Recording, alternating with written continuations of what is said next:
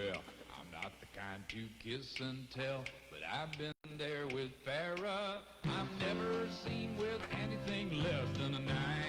So fine. I've been on fire with Sally Field, gone fast with a girl named Pope, but somehow they did not end up as mine. It's a death-defying life I lead. I'll take my chances. I die for a living in the movies and TV. But the hardest thing I ever do is watch my leading lady kiss some other guy while I'm bandaging my knee. I might fall from a tall building, I might blow a brand new car, 'cause I'm the unknown stuntman that made Redford such a star.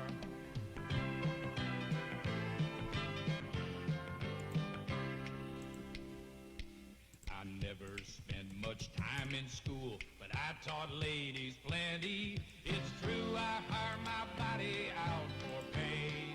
Hey, hey, I've gotten burned over Cheryl Teague, blown up for Raquel Welch. But when I wind up in the hay, it's only hay. Hey, hey, I might jump an open drawbridge or Tarzan from a vine. 'Cause I'm the unknown stuntman that makes Eastwood look so fine.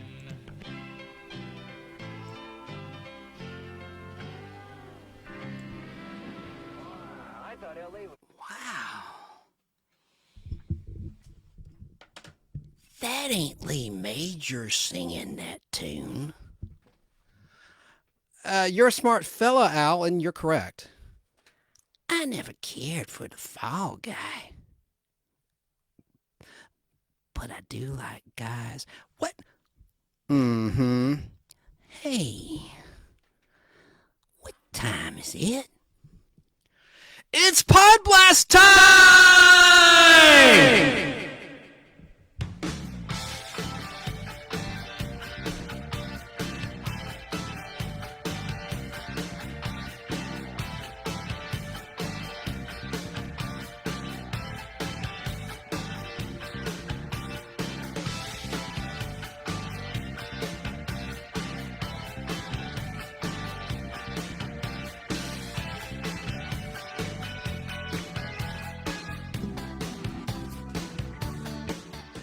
That's right, it's Podblast time.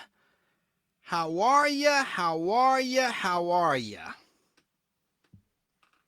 This is your weird, informative, and hopefully fun show about memories of days gone by as we forge ahead together in the game of life. Remember the Milton Bradley game of life? I was more of a Monopoly man myself.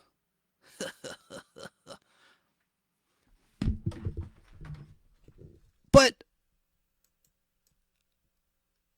we're going to talk about some pop culture history and life experiences that we have in common. That's what this show, the Nostalgic Podblast, is all about. This is the Nostalgia Show with a bite. I'm your host, Chance Bartels, no relation to Chance the Rapper. We've got a good one for you today, as Steve Harvey says at the beginning of Family Feud. The main focus of this live Podblast is the new Fall Guy movie trailer that Universal dropped recently, which coincided with the 42nd anniversary of the classic ABC television show that this new flick is based upon. And we also will honor the memory of the Fall Guy cast member, Markie Post. And I have a couple of our regular features for you, like the TV cliche of the week, the fake rant of the week, the character actor spotlight of the week, the nostalgic treat of the week, and a fun trivia game, at least I think it's fun, that I call Taglines. And that's about a tagline or a slogan of a product that I mention, and you try to guess the product that it advertised for. All that and more is coming up in this live edition of the Nostalgic Podblast.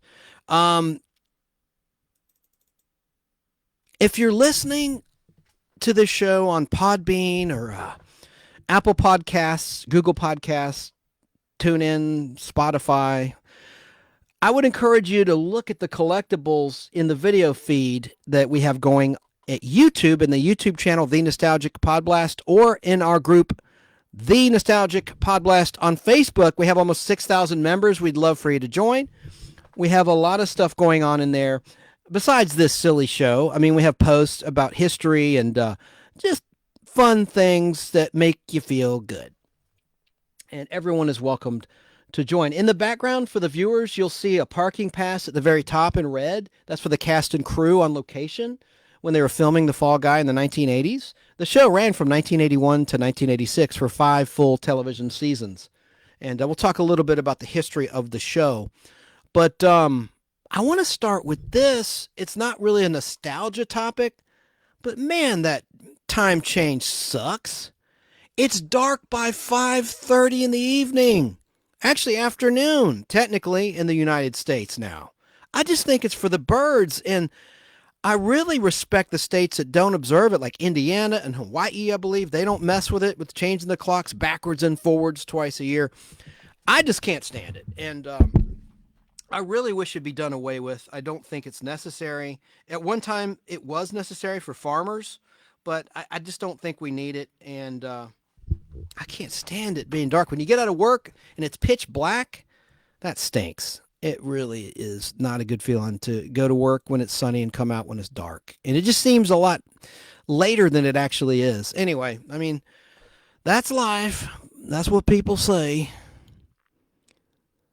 You'll hit in April, down and out in May. But damn, it sucks. But let's talk about nostalgia. And the main item, that The Fall Guy is 42 years old. Unbelievable. The show was created by Glenn A. Larson. We'll talk a little bit about him, but about a year or so ago, I did an entire podblast on the life of Glenn Larson and all of his accomplishments. He was a TV mogul up there with an Aaron Spelling. I need to do a podblast on Aaron Spelling. I've been promising that since the very beginning podblast back on June 15th, 2019. But I have several moguls I want to feature, but I've already featured Glenn Larson. It was over 6 hours long.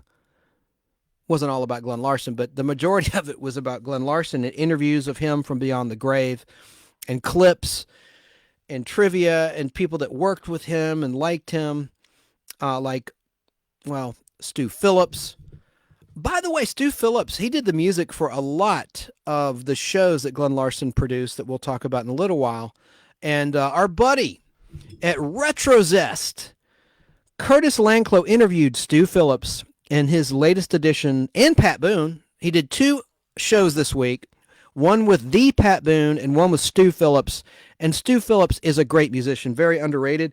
I would encourage you to go to retrozest.com and click episodes, and you can find the nice digital art that Curtis put together to promote that interview that he did. It's only about an hour, and I think it's an hour and 15 minutes of your time, but it's a great, great listen. Very professionally produced. Curtis is a great guy, and he's right here in Georgia, as I am. He's in Dawsonville, Georgia, and I'm in the Vining, Smyrna area of the state of Georgia, in the metropolitan Atlanta area. But let's talk about Glenn A. Larson and who he was. The A stood for Albert.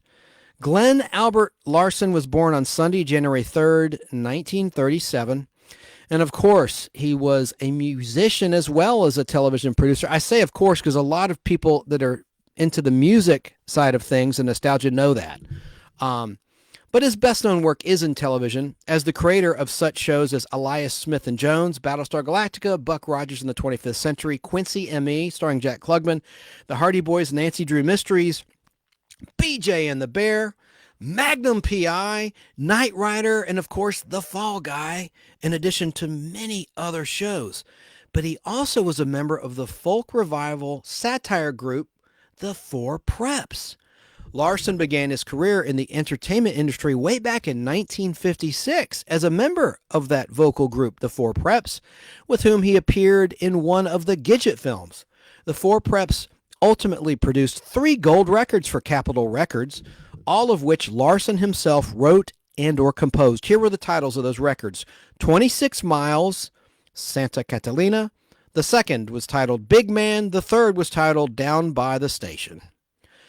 A later member of the Four Preps, a man named David Somerville, and a session singer he knew named Gail Jensen, later collaborated with Glenn Larson to write and compose The Unknown Stuntman, the theme song for The Fall Guy, which was sung by Lee Majors. The version at the very top of this show was from a rare film print I have of the unaired pilot of the show, which had a version not sung by Lee Majors, which I had digitally converted, and I put it on my other YouTube channel, Chance Acting Demo. That's all one word. You'll see some of my acting clips with Dolly Parton and the like, and me tarring and feathering a bootlegger in the movie Lawless with Tom Hardy.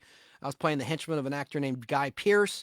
But Chance Acting Demo, no spaces, no words, no underscores, just Chance Acting Demo, DEMO, if you want to see the video I put together. All it is a title card of the rare unaired version of the Fall Guy theme. Thousands of people have enjoyed it.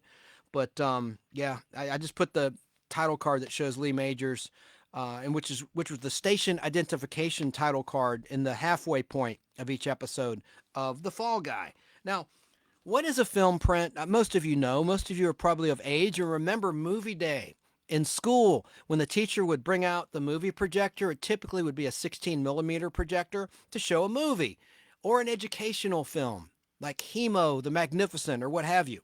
Well, our buddy Al Hardy worked at Turner, and that was his job. He was running the film room, and TV stations would show cartoons, feature films, and television shows on reel-to-reel films. That was before studios went with the advanced technology of the time of videotape, which then went to digital platforms like DVD, digital technology, and of course now streaming. But they used film back then, and 20th Century Fox was one of the last studios to keep striking film prints of their television shows and movies, including The Fall Guy. They struck prints up until 1986 or so. And I thought that was kind of interesting. Universal Studios was one of the first TV studios to not use film. Back in the 70s, they'd switched to videotape for their shows like The Bionic Show, $6 Million Man, Bionic Woman, The Incredible Hulk, Columbo, Kojak, BJ and the Bear and its spinoff, The Misadventures of Sheriff Lobo. I mean, I could go on and on and on. Knight Rider, you get the point. But there were film prints that were struck for other continents like Australia. And that's where I had some film prints of those shows imported, like the Bionic Shows and Incredible Hulk, which I love on film. Film's just like a great experience, whether the color's good or not. I'm not picky about the color, but I digress. Let's talk about Glenn Larson. Now, about that theme song sung by Lee Majors, I'm going to play it for you. It was used at the beginning of all 5 seasons of The Fall Guy. Every single episode featured this. And then after this, you're going to hear a little synopsis narrated by Lee Majors that was used only in season 1 that sets up what the show is about. And then I'll get back to some of the history of Glenn A. Larson. Let's listen to the classic theme. Well, I'm not the kind to kiss and tell, but I've been seen with fire up. I've never been with anything less than a 9. So fine, I've been on fire with Sally Field, gone fast with a girl named Bo. But somehow they just don't end up as mine. It's a death-defying life I lead. I take my chances. I die for living in the movies and TV. But the hardest thing I ever do is watch my leading ladies kiss some other guy while I'm bandaging my knee. I might fall from a tall building, I might roll a brand new car, 'cause I'm the unknown stuntman made ready for such a star.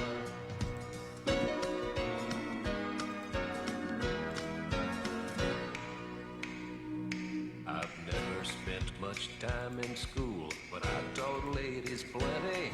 It's true, I hire my body out for pay. Hey, hey, I've gotten burned over Cheryl Teague's, blown up for Raquel Welch.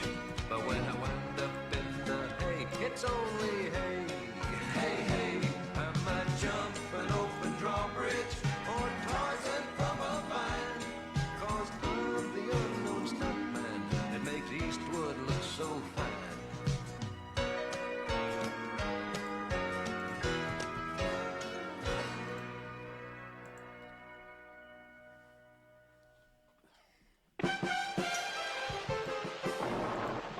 This is the story of one of America's great unsung heroes.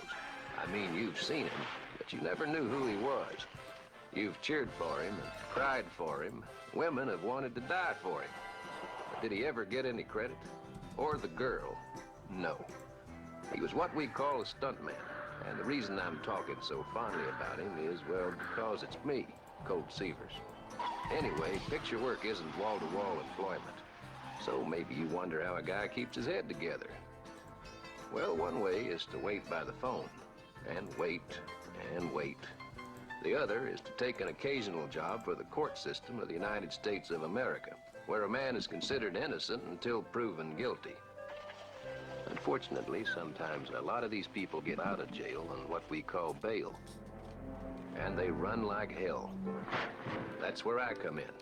I sometimes pick up rent money trying to find them and bring them back to justice. A camera ready. B camera ready. C camera ready. Okay, fellas, look sharp. Here comes the... All right. That's how the show would begin in season 1 anyway. But let's get back to Glenn A. Larson and his history. And then we'll talk about the show and talk about the new movie trailer, which over 11 million people and counting have seen just within the first 48 hours. I think it's because Ryan Gosling is in it.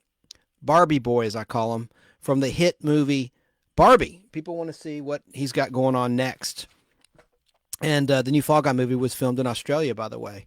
And Lee Majors is in the movie. Spoiler alert. Not really so much of a spoiler because it's been widely reported that he's in the film. Now, Glenn Larson was a big fan of The Fugitive. I played interviews with him in my biography on him in the Mogul series, and he talked about that. And he got lucky. He got to work on The Fugitive, where he had his very first writing credit. And he also wrote on the Quinn Martin show 12 O'Clock High, which was based on the film of the same name in 1966. Larson signed a production deal with Universal Studios. His first hit series was a show called Elias Smith and Jones, which was a 1971 to 1973 Western, which described the activities of Hannibal Hayes and Jedediah Kid Curry, concentrating on their efforts to go straight. And it really was a rip, in my opinion, and a lot of people's opinions, on the hit movie Butch Cassidy and the Sundance Kid. Larson was involved in the development for the television's version of The $6 Million Man, which was based on author Martin Caden's novel titled Cyborg. Glenn Larson developed Cyborg into a successful series after 3 very successful television movies. And he was one of the $6 Million Man's early executive producers. Harvey Bennett was an executive producer later, and Harvey Bennett, a lot of people may know, a lot of Trekkers out there like me, as the executive producer of the 1980 Star Trek films, starting with Star Trek II, The Wrath of Khan! Glenn Larson later secured a then unprecedented $1 million per episode budget for the original Battlestar Galactica. Originally, that series was intended to be called Adam's Ark, and the show was pitched to the networks by Glenn Larson way back in 1969, well before Star Wars blasted into movie theaters on May 25th, 1977, then a wide release in June of 1977. But Adam's Ark was pitched at a time when science fiction was on its way out. Star Trek was just canceled. The Time Tunnel had already been canceled. Lost in Space had already been canceled. All of the sci-fi shows were tanking in the ratings. And it's unfortunate because man was just about to land on the moon in 1969, and the public's interest would have been strong and red hot for space travel. But Adam's Ark was not picked up back in the 60s.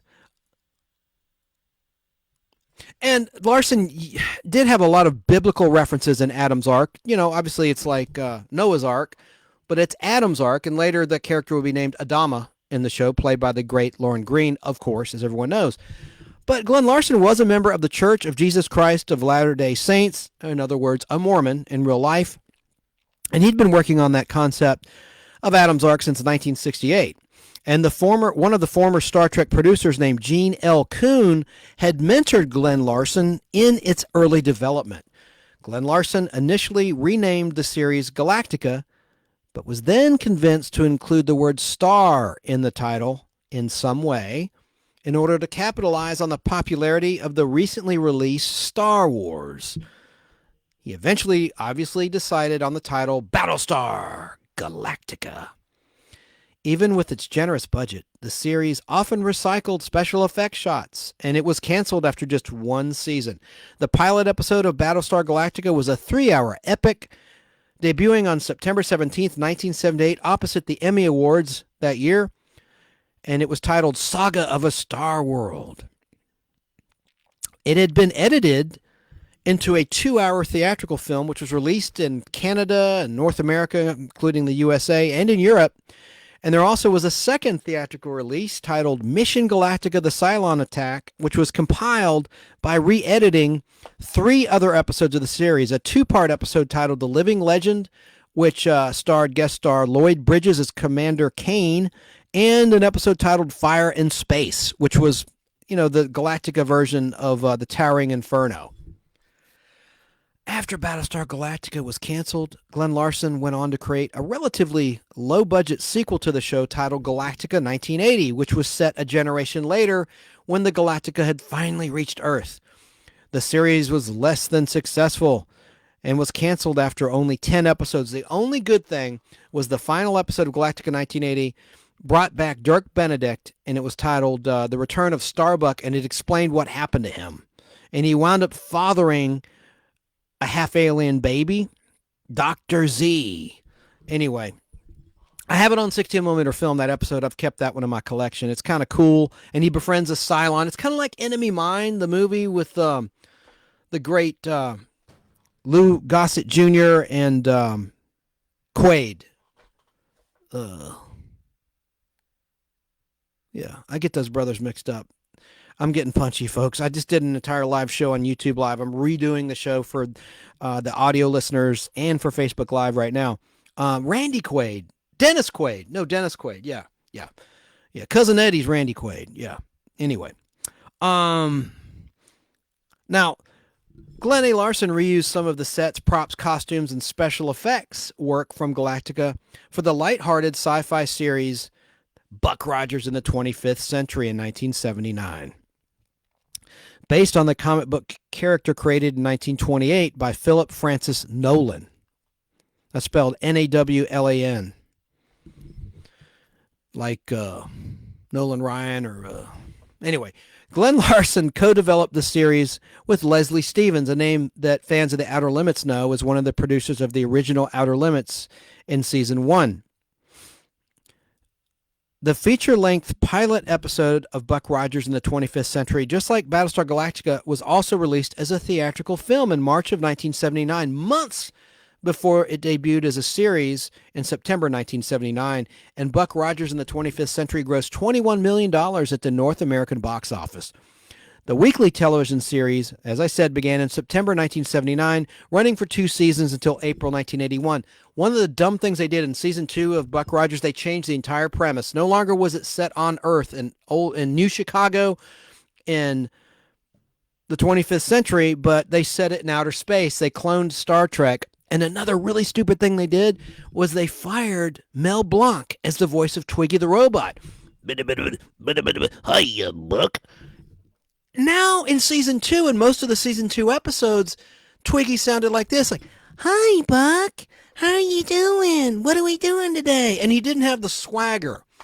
But they kept the same dude inside the costume, the original Cousin It in the Addams Family, from 1964 to 1966 for 2 seasons on television, but in black and white.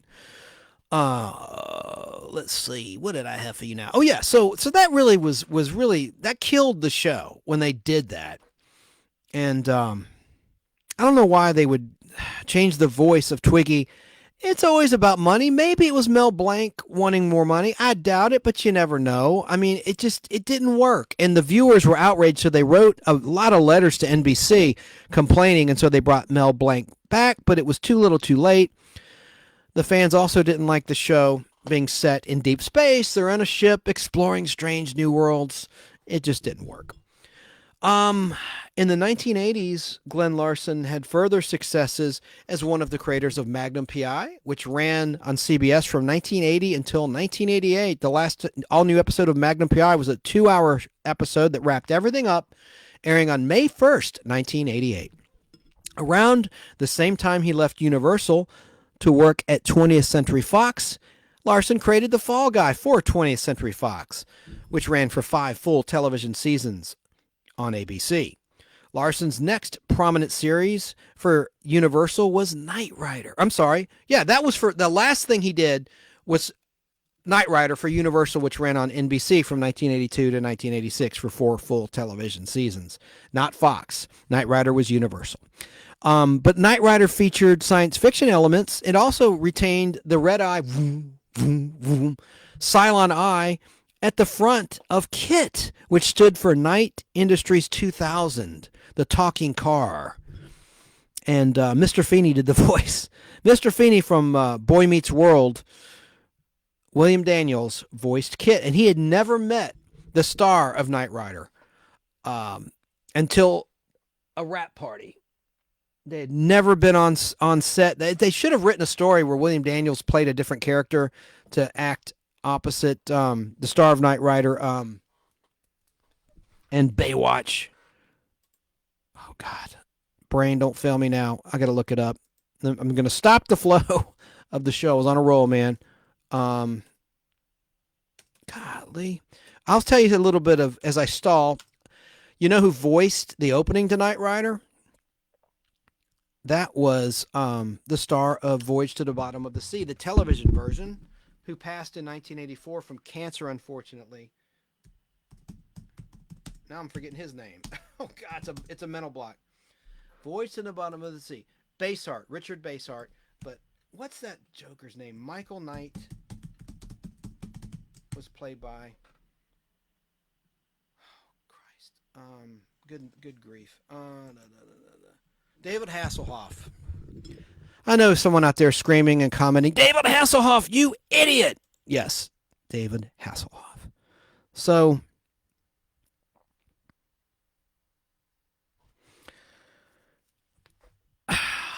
Knight Rider was a big hit for Glenn Larson, as was The Fall Guy. His shows were memorable, but they didn't last long. Like BJ and the Bear lasted 3 seasons. The spinoff, The Misadventures of Sheriff Lobo, and Lobo, a lot of people despise that show. It wasn't a great show, but I loved the character actor Mills Watson, who played the bungling, idiotic Perkins. I don't know, I got a soft spot in my heart for that character. And he sent me an autograph. He doesn't do interviews. He never has. Even on prominent network shows and the like, you won't find anything. He's a private man, great character actor. He's retired now, living in Oregon State.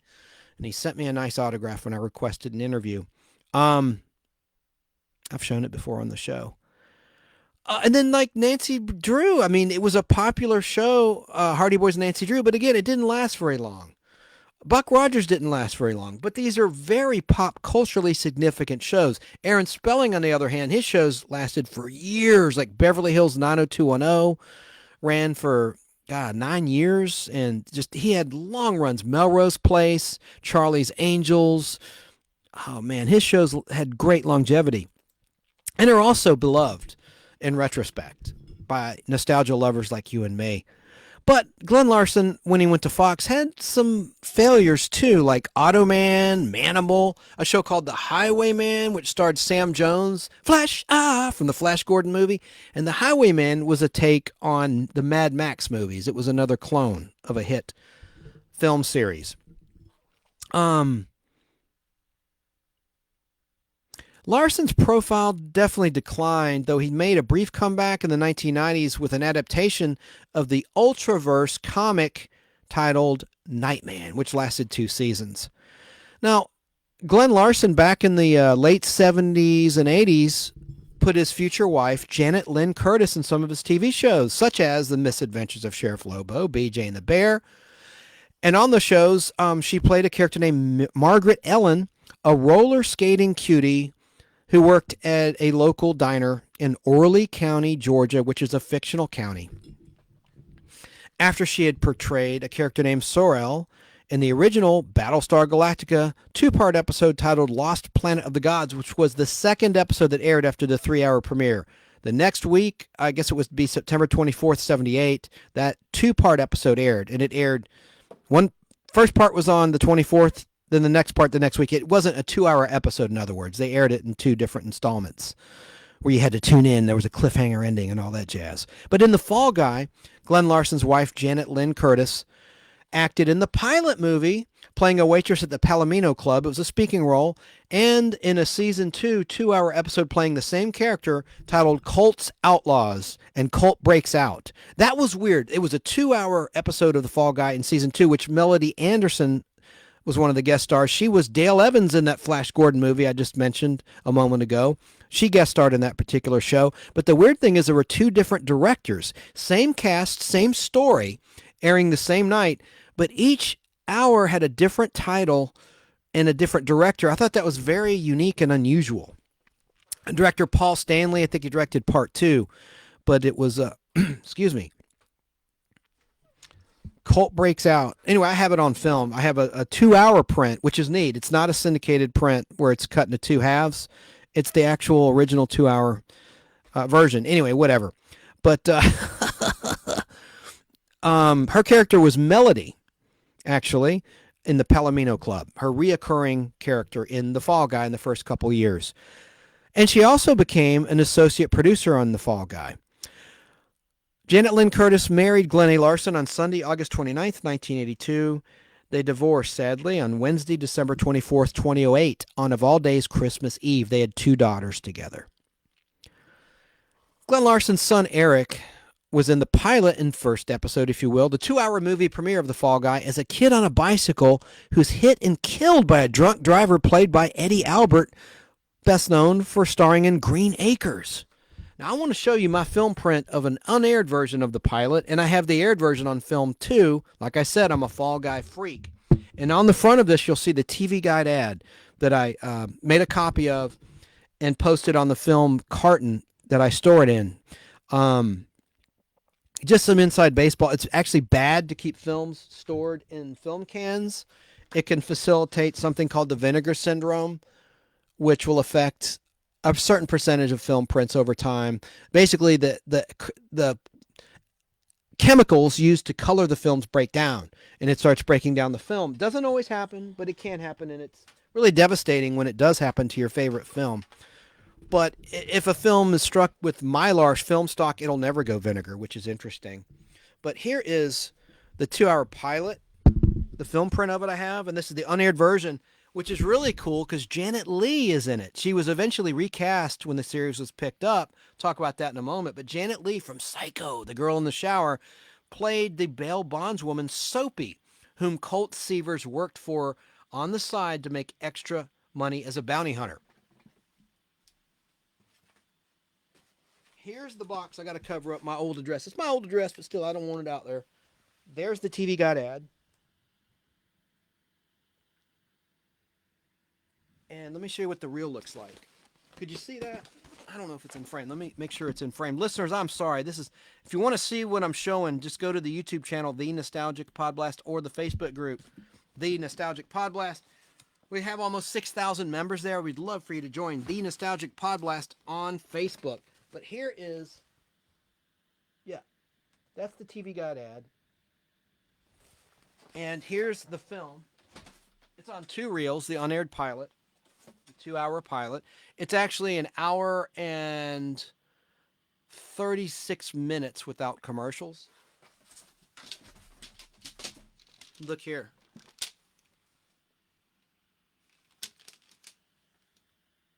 The gentleman who sold this to me years ago is in Tacoma, Washington, and he didn't know it was the unaired version. Anyway, he kind of weird. I didn't write this. He wrote on the reel in magic marker, The Fall Guy Pilot Part 1, LPP Mint, meaning good color. Does not smell like vinegar. And then it was on a second reel. The majority was on a larger reel. And there's the second half, or the conclusion of it. Anyway, so that's the unaired version, which nobody has. It's not been released on DVD, Blu-ray. Hell, I might be the only one that has a print of it. I mean, it's extremely rare, and it has Janet Leigh in it. Janet Leigh, who is Jamie Lee Curtis's mother.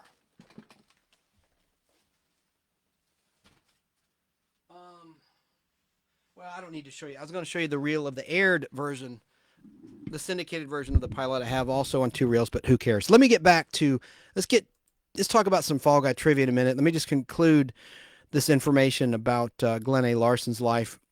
I'm not going to do a 6-hour show, don't worry. But it was so sad when his son was in the pilot because he plays a boy who was struck by Eddie Albert's character, hit and killed, and he's on a bicycle, and they put like some severe makeup on him, like showing his injuries and stuff, and it's pretty serious stuff.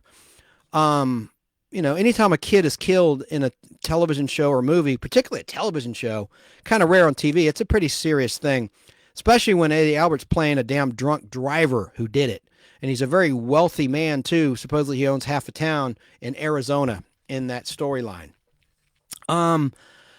Back to Glenn Larson. In 2003, Battlestar Galactica was remade for the Sci-Fi Channel as a miniseries, and it was a tremendous success.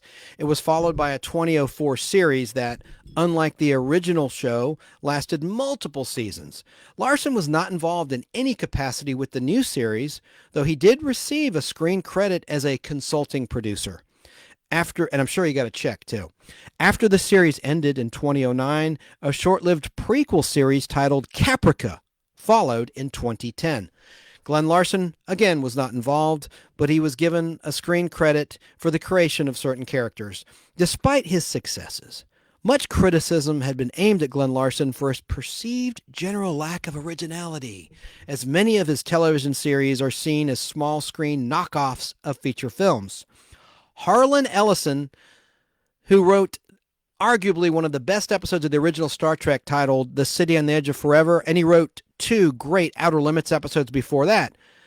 But Harlan Ellison was known, I'm going to say a bad word here, folks, he was known as an asshole, and if you look at interviews with him, he kind of was. But Harlan Ellison, this is kind of funny, something he said about Glenn Larson. He once referred to Glenn Larson as Glenn Larceny for the notorious similarities between Larson shows and cinema blockbusters.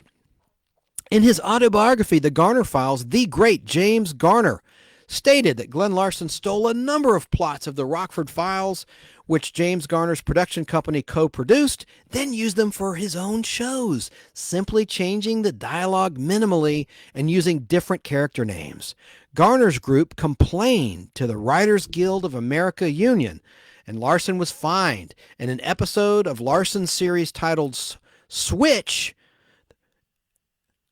the episode of Switch called Death by Resurrection had the writing credits revised to give sole credit to the writers of the original Rockford Files episode titled The Case is Closed. This case is closed, as it was very clearly the basis of the Switch episode that Glenn A. Larson produced.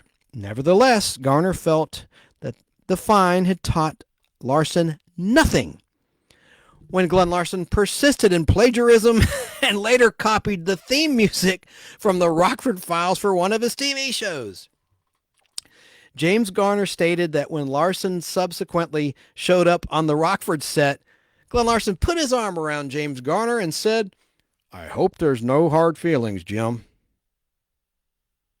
After Larson ignored a warning by Garner to take his arm off him, Garner claims that he punched Glenn Larson so hard that Larson flew across the curb into a motorhome and out the other side. That scene is in the pilot, and Glenn Larson ripped that off in the Fall Guy pilot. Right before the opening credits, Colt Seavers punches out Howie, and Howie goes flying through a motorhome. Wow, that was all real. It was based on reality. That's funny. Sadly, Glenn Larson passed away on Friday, November 14th, 2014, from cancer of the esophagus at the age of 77. Rest in peace. So, let's shift gears, get in a happier note, and say happy debut day to the Fall Guy.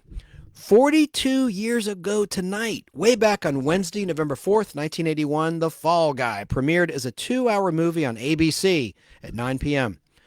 Of course, Lee Majors starred as Colt Seavers, a Hollywood stuntman who moonlit as a bounty hunter, working for bail bondswoman Samantha Big Jack, played by Joanne Flug, who at the time was married to Chuck Woolery, who was the original host of Wheel of Fortune, among many other things, long before 2 and 2 Love Connection, and other things. Now, later in season 2, Markie Post replaced Joanne Flug, who left the show, and became the bail bondswoman that Colt worked for, and her character was Terry Michaels. The Fall Guy action-adventure series ran for 5 seasons, consisting of 110 episodes in their original aired order. You'll find online episodes that state it was 113 episodes, but what they're doing is counting the 2-hour episodes that later, for syndication, were run as 2-parters, like the pilot. That was a 2-hour show. It's cut into 2 parts. Colt's Outlaws, that we talked about, the season 2 2-hour episode, that was cut into a 2-parter. So that affects the numbers. I say there are 110 episodes. I go by air date. So just wanted to explain that. In addition to the 2-hour pilot movie, I just mentioned this, another 2-hour episode was filmed for the 2nd season, as well as the only series 2-part episode, License to Kill, which was a season 1 episode. There also were some very interesting specials. There were Western specials, like the Roy Rogers tribute specials. There was a Motown tribute special with the Four Tops, the Temptations, and LaToya Jackson, which is not on YouTube due to music rights, because the original versions of their most memorable songs were in the actual show. It's on my film print, but you won't find it on YouTube, and it's not been released yet for home video or streaming. Only seasons 1 and 2 of The Fall Guy are streaming on Amazon Prime currently as we're live here in the Nostalgic Podblast, this show. I loved the James Bond themed episodes. The season 2 premiere was titled Bail and Bond, and they couldn't use the James Bond theme, so the composer, Stu Phillips, came up with a pretty convincing facsimile of the James Bond theme. It sounded a little like it, but not exactly like it. It had the dun-dun-dun-dun. You just have to hear it. I'm sure it's out there. It's on friggin' Amazon Prime. Look up Bail and Bond. That was the season 2 premiere, although it was the 3rd episode filmed in production order for that season. Back in 1982, summer of 1982 is when that was filmed. So, of course, Heather Thomas and Doug Barr co-starred in The Fall Guy. There were 2 Halloween-themed episodes of The Fall Guy with guest star Cassandra Peterson as her alter ego Elvira, Mistress of the Dark. The first one aired in season 4 on Halloween night, and it was called October the 31st, and they had a sequel, October the 32nd, but stupid ABC aired it in December instead of on Halloween night, unlike the first one they did. There were Vietnam War-themed episodes that were very serious. There was one where they rescue someone from a POW camp in Vietnam, and a very serious mission, and that guest starred, you're in good hands with Allstate, the star of 24, the black actor, really good actor. Let me make sure I say his name right. Dennis Haysbert? Hang on. You know him. He's a fantastic actor. He did a great season 5 episode. Let me see. I'm going to look it up. Fall Guy. It's called Trial by Fire. That's the season 5 episode he's in. It was episode 101 in production, in aired order, not production order, in aired order. And Dennis Haysbert. He played Jeremy in that episode. That was one of the few that were serious. There were some that dealt with very serious subjects, like child abduction. That was a season 5 episode, and it starred the former star of The Powers of Matthew Starr. He's looking for his daughter Riley. The episode's titled The Life of Riley, and it was directed by a one-time director, Stanley Camel, guest starred in it, who's a very serious actor who later went on to play Antonio's father in Beverly Hills 90210. Antonio was a character that Dylan McKay married in Beverly Hills 90210, and her father was a gangster, played by this actor. He was a great character actor, very underrated. He's no longer with us, sadly. But that was a serious episode in season 5. I'm sorry, I went off my little script I'd written for you. So they had those Vietnam themed shows. There was one in season 3 with David Carradine, where he played a Vietnam vet. Very, very serious. There was a lot of tongue in cheek in the Fall Guy, a lot of humor, a lot of silliness, a lot of cheese. I like cheese. I like serious shows like Columbo in terms of classic television, but I like action shows too. You know, I wasn't a huge fan of the A-Team, but I respect the fans of the A-Team. That wasn't Glenn Larson, but it was a similar type show that couldn't be taken too seriously. But Fall Guy did have those rare, really moving episodes that dealt with serious subjects. Believe it or not, they did. Now, one thing that was neat about the early episodes of the Fall Guy, they had a clever celebrity cameo. And that was always utilized in the beginning, starting with the pilot with James Coburn as himself, Farrah Fawcett as herself in the pilot. Later on, Linda Evans in season 1, Milton Berle as himself in season 1. The most notable, in my opinion, high-profile guest star included Richard Burton as himself in a season 2 episode titled Reluctant Traveling Companion, which is set on a train. And he's studying a script, and that was, I think, his last acting job. One of his if not his very last acting job, it's certainly one of the last, filmed in summer of 1982. And he was really funny in it, playing himself. And that is streaming on Amazon Prime. And in that episode was a great guest star, Mary Margaret Humes. She was a beautiful actress. She did many Fall Guy episodes. She appeared in season 2, season 3, and season 4 of the show. My favorite guest appearance of hers was in season 4 in an episode titled Split Imagery. She played a mobster's woman. And in that show, Terry Kaiser, who I'll talk about in a second, Bernie from Weekend at Bernie's, the dead guy, and he was actually Lee Major's best man at Lee's wedding to his current wife, Faith Noel. They're still married. But Terry Kaiser, what a great character actor he is. But he did a dual role in a season 4 Fall Guy episode titled Split Image. And a mobster who works for a mob boss sees Terry Kaiser's character playing a shoe salesman and says, "Oh my God, boss, you're not going to believe this guy. He looks just like you, boss." And so they concoct a plan to kill him, to throw off his enemies and the rival mobsters to thinking, they want the rival mobsters to think the mob boss is dead. And so Mary Margaret Humes plays the girlfriend of the mob boss that seduces the shoe salesman, played by Terry Kaiser, and she winds up falling for him. It's a preposterous plot, would never happen in real life. You know, it's like Love Boat. It gives like the sad sack at home a good feeling temporarily, or makes you feel better about yourself or your lack of love life or whatever. So it was one of those kind of stories, feel good, something that would never happen in real life. It's like almost like a Penthouse letter or whatever they call that. I don't know, because I don't read Penthouse, but you know, like a Penthouse forum or something that would never happen in real life. But that was a good episode. And they had the split screen thing going, like the Patty Duke show had done and established in the 60s, with Terry Kaiser playing the mobster and then the guy with the heart of gold, the lowly shoe salesman, long before Ted Bundy in Married with Children. Of course, he was not a lovable character, Ted Bundy, as we all know.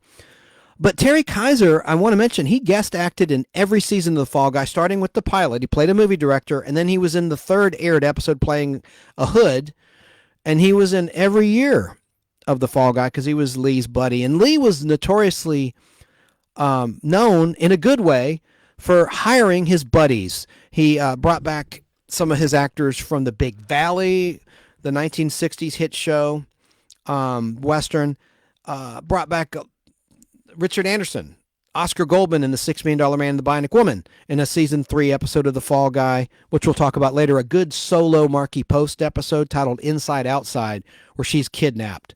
I'm all over the place. Might as well say this. I don't remember if I wrote this or if when I went on YouTube Live, I did mention this, but there were 3 episodes where Markie Post was in a bikini, and the story goes she didn't like to expose herself. I mean, she certainly didn't do anything nude, but she didn't even like to objectify her body in a bathing suit.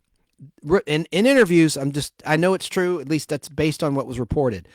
So she did 3 episodes where she's pretty much in a bikini, a lot, but the inside outside one where she's kidnapped, she's a law student, her character, Terry Michaels, and she's on the beach on her day off, and some thugs capture her when she goes for a swim, and she's reading a law book and all this stuff, and she's in a pink bikini.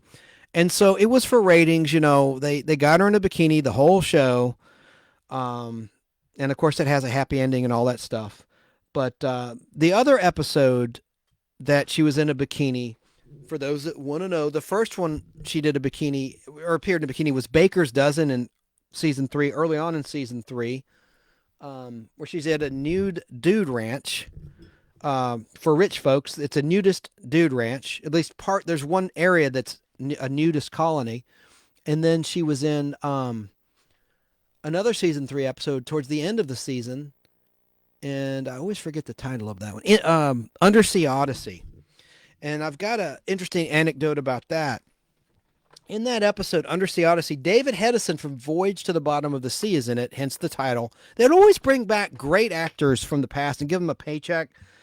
And David Hedison was in a season 1 episode as well of The Fall Guy, which is streaming on Amazon Prime, playing an entirely different character.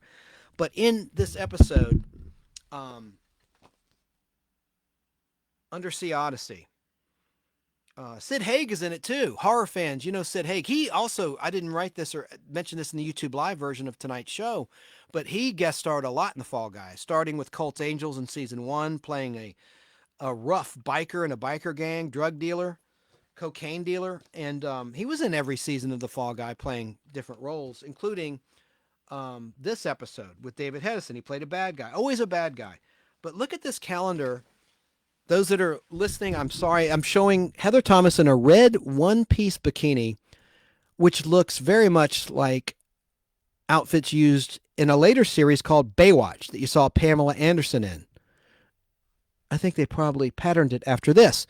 Well, this is a publicity shot from that season 3 episode of The Fall Guy. The stupid thing is they only showed Heather Thomas in this costume underwater, and it probably was a double at that.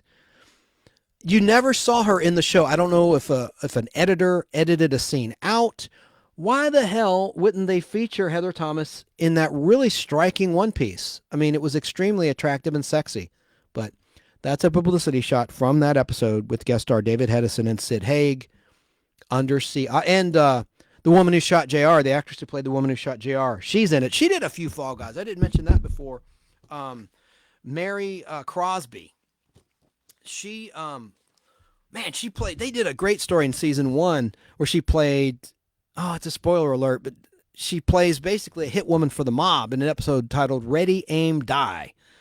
And season 1 had, I think, better scripts generally than the season 2, 3, 4, or 5 episodes of Fall Guys. Season 1 was, I think, the best season in my opinion, even though you didn't have Markie Post in it yet.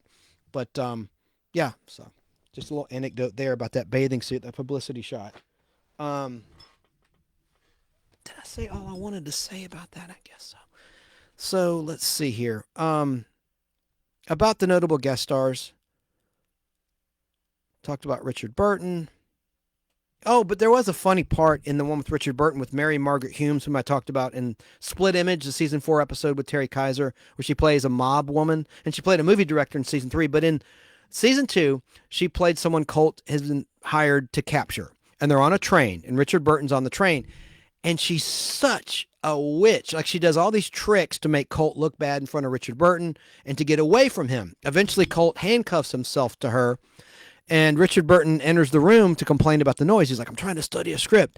And she's handcuffed to a bedpost, and she's like acting, going, not the whip, not the whip, like acting like Colt's a freak, It's really, I think, funny stuff.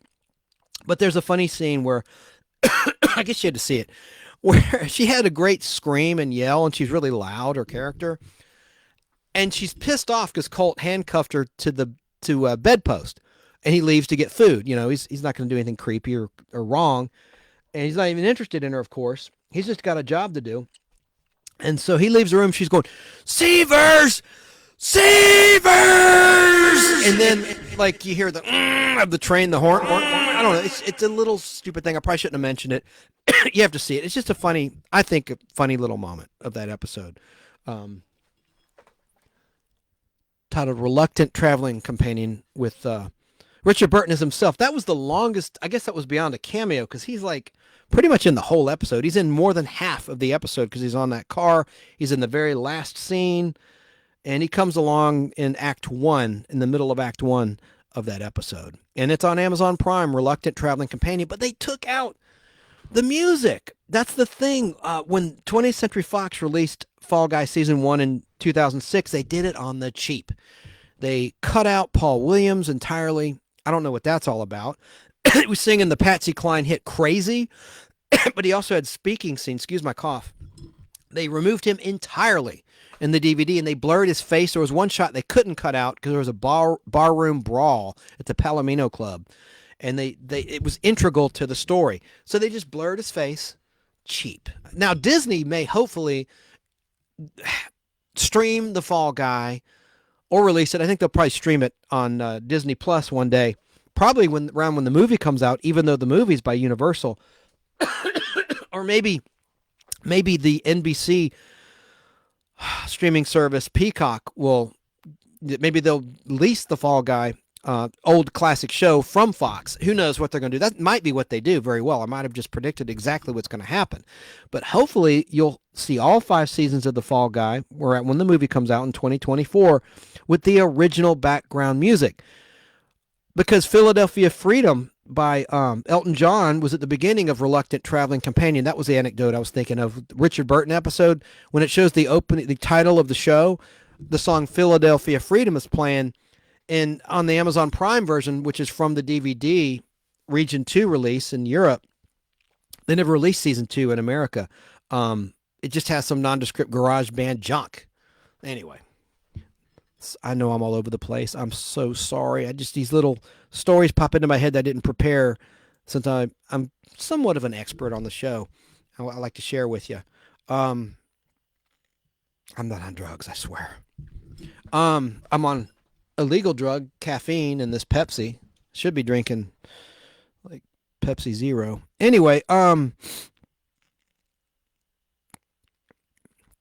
I mentioned that Terry Kaiser, before he was a stiff in Weekend at Bernie's, he was in every season of The Fall Guy, twice in season 1, if you count the pilot, playing different roles, as did Doug McClure from the Virginian Western show. He had a lot of roles in The Fall Guy, and he played, of all things, at the end of season 1, he played a character who was the father of Heather Locklear. Heather Locklear appeared twice in The Fall Guy, in season 1 and season 2. Joaquin Phoenix, the Joker himself, future Joker, and Johnny Cash in the movies, was seen in a 4th season episode of The Fall Guy titled Terror U, like the letter U, in a speaking role. A small speaking role, but a role nevertheless as a kid. That episode aired in the fall of 1984. The final new episode of The Fall Guy aired on Friday, May 2nd, 1986. To date, only season 1 was released on DVD in the USA by Fox, with the butchered pilot where they removed Paul Williams for whatever reason, which is silly because Paul Williams was in a season 2 episode playing an entirely different character, reunited with Pat McCormack, who he acted in Smokey and the Bandit. They're playing different characters. They're playing private eyes, private detectives, but partners, private detectives. And he's in it but the thing is, I think I know the loophole. That was in Europe. There must be some clause pertaining to home video releases in the USA, because they never released season 2 of The Fall Guy in the USA or Canada, only in Europe. And those are the only 2 seasons released, period, of the 5-season show, The Fall Guy. But they didn't blur, him out or edit him out. They couldn't, because hell, he's one of the main guest stars of that season 2 episode titled How Do I Kill Thee? Let Me Count the Ways, which is on Amazon Prime streaming with the music alterations I just described. Yeah, the 2nd season was only released in Europe in Region 2 on DVD by 20th Century Fox in 2007. Both of these DVD sets had drastic edits where the background pop music songs were replaced with random, unknown, modern garage band tunes and guitar riffs. Yeah, I already mentioned that. I'm going with my little script I prepared. Paul Williams was entirely removed from the pilot. I don't know why. It has to be over money. Because in the aired version, Paul Williams sang the Patsy Cline classic "Crazy," and he had dialogue that was cut from the home video release, and his face was friggin' blurred. Yeah, I know I'm repeating myself. I went off script. I need to get back on script here, what I prepared for you. All right, the last time that the entire Fall Guy series was syndicated for reruns in the USA was in the year 1997, a long time ago, on the FX cable channel on cable TV. Since 1997, the now defunct over-the-air free digital channel Decades, which is a division, it's one of the spinoffs of MeTV and Weiger Media. I think it's Weiger Media. Yeah. Let me take a deep breath. I've got to get this right. I got to stop. And the owners of MeTV, they're a big Chicago media corporation.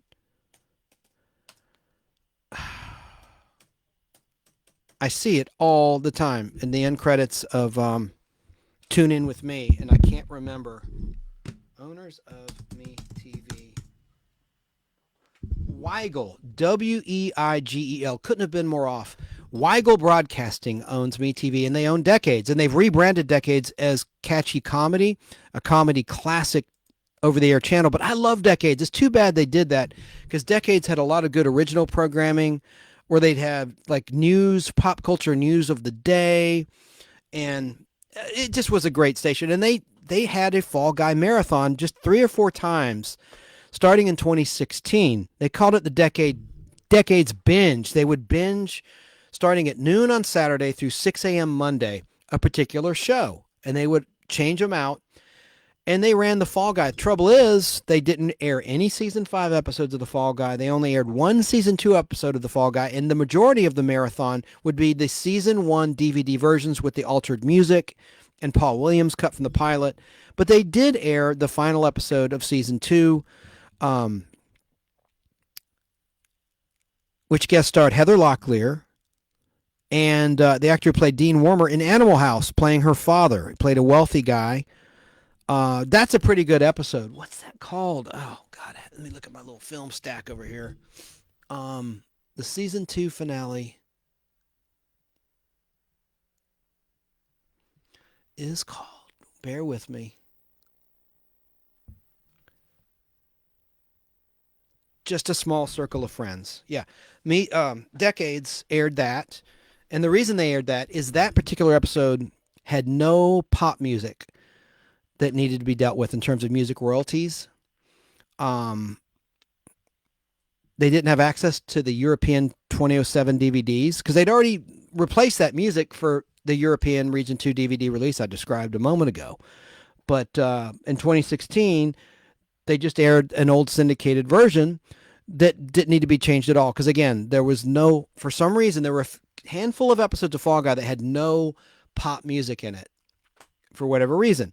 And so also Decades aired, I'll just tell you the episodes they aired because I just, for historical purposes, Decades in their weekend binge aired all of season 1. That one episode of season 2, Just a Small Circle of Friends, I talked about with guest star Heather Locklear. And then the season 3 episodes titled Pleasure Isle, which was the 3rd aired episode of season 3. An episode titled The Hollywood Shorties, which featured Hollywood little people, stunt people. That was the 10th episode of season 3 in aired order. They aired Cool Hand Cult, which was the 13th episode in aired order of season 3. The Huntress, starring guest star Sid Charisse, the dancer from the movies. And that was the 14th episode of season 3. And then they aired Rabbit's Feet, the 16th episode of season 3, which guest starred now deceased Robert Morse, who later was a star of Mad Men on AMC. And then they aired these season 4 episodes, Stranger Than Fiction with guest star Susan Lucci, not as herself, but playing a character. She played a romance novelist. And that episode was kind of a rip. I didn't mention this in the YouTube live of Romancing the Stone. It was a couple of the Fall Guys took elements of hit movies, a Glenn Larson tactic. And those weren't necessarily the best episodes, but at least that one had Susan Lucci in it. And she's always a great, commendable actor in everything she does. So they aired that. They aired an episode, Sandcastles, which was the 7th episode that aired of season 4. in the fall of 1984, although it was the very first episode in production order filmed for season 4 of The Fall Guy. And then the final episode of season 4 that Decades aired was Sheriff Seavers, the 15th episode of season 4 in aired order. And then every time they hit another binge, like a year later or 2 years later, I think it was like 2 years after the first one, they aired the same batch of episodes. And again, the problem was music rights, because Fall Guy featured a lot of pop music.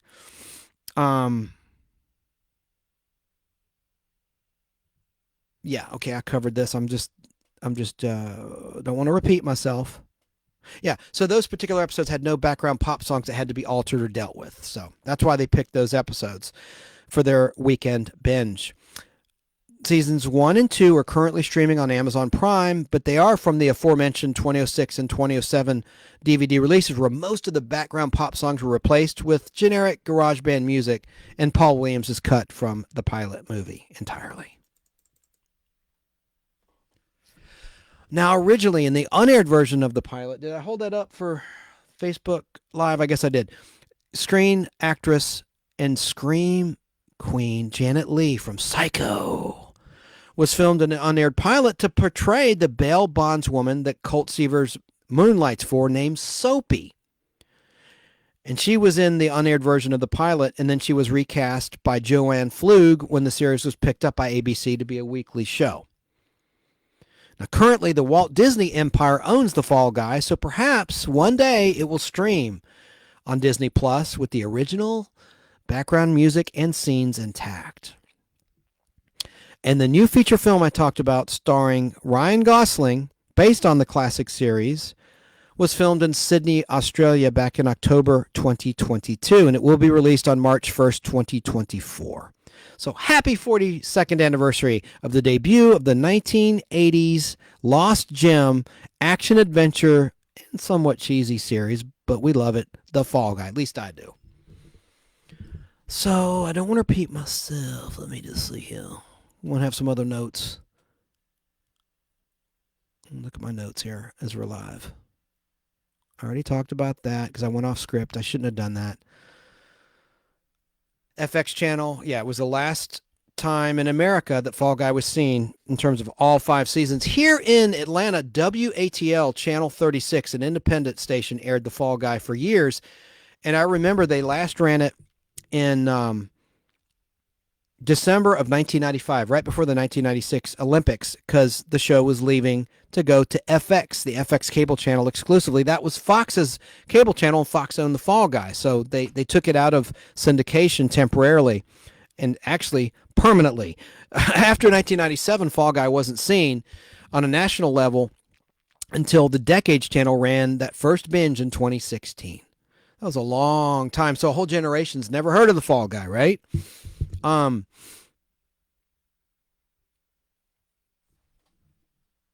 Now, I did a post in the Nostalgic Podblast Facebook group where I posted the trailer I'm going to play now for the new Fall Guy movie starring Ryan Gosling. And Universal is releasing it. That's kind of strange. Disney owns the Fall Guy, but Universal did the movie. I don't understand, but there must be a reason. It comes down to the Benjamins. Maybe Disney didn't want to do a movie, and Universal, someone said at Universal, let's do it, and greenlit it. That's probably what happened, but I don't know for sure. I'm just spitballing and guessing. So when I posted the trailer, let me just play the trailer for you. Now, some of this is visual. I'll try to describe what's going on, but just look on YouTube, Fall Guy movie trailer, if you want to look at it, because a lot of this is visual, but I do want to play it right now. If I could find where I put it in my notes. Let me stall a little bit longer here, and then I'm going to show you some great collectibles in my collection and play a couple clips of Heather Thomas and Doug Barr, who have been on this show, the Nostalgic Podblast, as guests about a year ago. But all right, here's the official trailer to the Fall Guy movie. I want to play it for you now.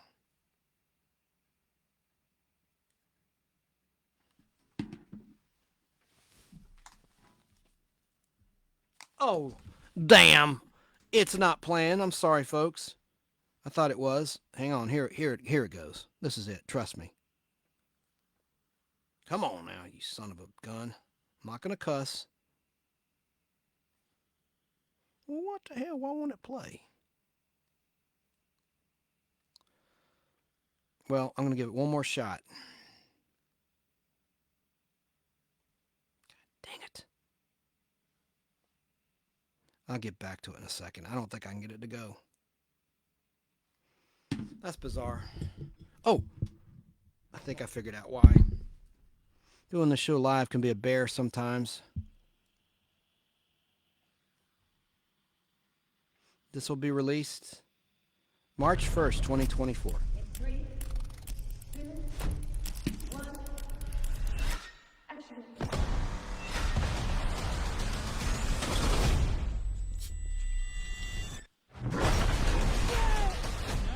So good. Good.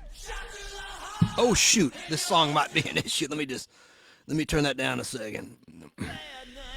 Anyone but him. I didn't approve him. You know that. You are literally the last person on earth I want to see slap the shit out of you. I really could. And I'm open to that in a safer environment. You've been a ghost. No phone call, no text. It's not like I didn't want to apologize. You don't have to explain anything. It was just a flame. So how have you been? God, I hate that thumbs up stunt guy stuff. I'm the director. We're gonna set this man on fire. You're a stunt guy. We need to keep it super profesh. Patrish is my middle name. You said your middle name was Danger. How do you do, boss? Really? Yeah. Holster that. Yeah, it's holstered. It's done. Forget. You never saw it. Sorry. Tom Ryder, the biggest action star on the planet, is missing. You need to bring him back. On. Jodie's movie is dead. Why me? You're a stuntman. Nobody's gonna notice you. That's your job. No offense. I mean, some taking. You find Ryder, save Jodie's film. You get the love of your life back. I'm not the hero, I'm just the double. Not today, you're not. Tom, we really need you back on set, pal.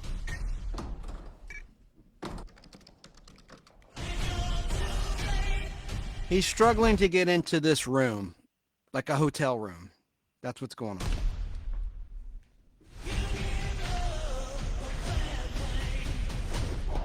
Finally burst down the door to find a stiff on ice, a dead body on ice. He was super dead. He's got himself involved with some shady people. I had no choice. I had to do some Jason Bourne shit. They were trying to kill me. And not in a fun way. You can make it, you can make it. You can't make it. It's too dangerous.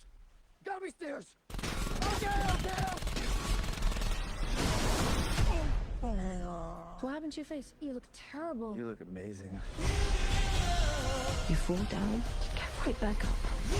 How far would you go for the one that you love? I'll buy you a drink when this is over. Engage your core.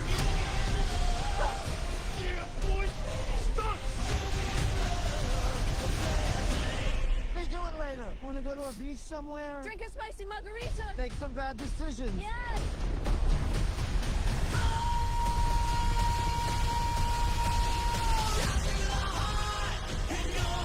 Yeah. In theaters, March 1st, only in theaters. So that was the preview trailer. Look at it on the official Universal. Just Google Fall Guy movie trailer if you want to check it out, listeners that can't see it. But they took a little bit of liberties based on what I heard in that trailer. Instead of him being a bounty hunter, he's just hired by a director. So, and those are forgivable changes. I mean, the show hasn't been seen in the USA since 1997. But after I linked that in the Nostalgic Podblast Facebook group, member Rick Clark asked a simple question, one-word question. Why? As in, why remake this movie or why make this movie? And that's a fair question. Since, as I said, it's not been seen in its 5-season entirety in the USA since 1997. That's a long time ago. My answer to Rick's question is that director Richard Leitch was a real stuntman, and his movies kick ass, by the way. And his movies make money. They just do. His movie Bullet Train kicked total ass, and it earned $239.3 million at the box office, yet it cost about $90 million to produce. Now let's talk about this director, David Leitch's other big, huge movie, Deadpool 2. The cost of Deadpool 2, part of the MCU, Marvel Comics universe, cost $110 million to make, but it earned $785.8 million at the box office. This guy's on a roll. And since already in just 48 hours, over 10 million people have seen the trailer. I think largely that's because of Barbie, since Ryan Gosling was one of the co-stars of Barbie, which was a tremendous hit. That's got to be part of the reason. But there's a lot of eyes on this movie, and I think it's going to be a big success. Even though it's released in March, typically, of course, the best movies are released in the holiday season and in the summer movie season. Not in March, but I think it'll do well. Maybe that's part of the strategy. Release it when there's not that much competition. I think it's going to be a hit. And I'm probably going to like it. I'm going to go in with an open mind, and I'm a huge Fall Guy freak, obviously. As you can see, those that are watching the show in the YouTube channel, The Nostalgic Podblast, or on Facebook Live and the Facebook group, The Nostalgic Podblast, you'll see all my Fall Guy collectibles, just some of what I have in the background, in addition to every single episode on reel-to-reel 16mm film. I have over different versions of the episodes, too, like an unaired pilot, aired pilot. You know, I think I have 115 reels, individual reels, more than that because of the two-parters and 2-hour ones. Yeah. Anyway, I got like 120 reels of Fall Guy alone. So, yeah. I'm wearing my Fall Guy freak tonight. That's for damn sure. Letting you know about all this about me. So, I mean, I like those movies by this director. And since he was a real stuntman, I have high hopes for his take on the fictional Fall Guy, stunt guy, and bounty hunter, since he was a real stuntman. Now back to the classic show, and then we're going to move on to some other nostalgic goodies. Did you know that the original Fall Guy show was actually narrated by William Conrad? Yes, I'm talking about Cannon himself and Jake and the Fat Man. And he appeared in the Fall Guy playing himself in season 4 in an episode titled Private Eyes with Mike Connors, Mannix playing himself, and the star of Petricelli as himself. Anyway, he was the narrator.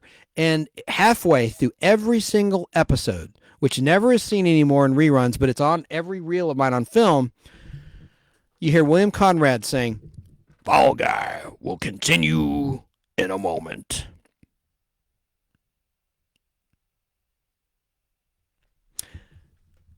And he also narrated the opening to season 1 of this hit Glenn A. Larson show. Glenn Larson was a big fan of William Conrad. Let me just play this for you now, this classic theme song and opening. The year is 1987, and NASA launches the last of America's deep space probes. In a freak mishap, Ranger 3 and its pilot, Captain William Buck Rogers, are blown out of their trajectory into an orbit which freezes his life support systems and returns Buck Rogers to Earth 500 years later. That's music by Stu Phillips, whom I talked about earlier, who did most of the music for most of the Glenn A. Larson TV shows like Battlestar Galactica and most of the Fall Guy. His music kicks butt. And our friend Curtis Lanclow interviewed him in the latest edition, as we're live, of Retrozest, the Retrozest podcast, which you can find on Fistful of Radio this weekend. It's going to air at 9 p.m. on Sunday as we're live. But you can find it on his platforms, of course. Just go to retrozest.com and look for the picture of Stu Phillips, the composer. I haven't heard it yet, and I can't wait to listen to it tomorrow.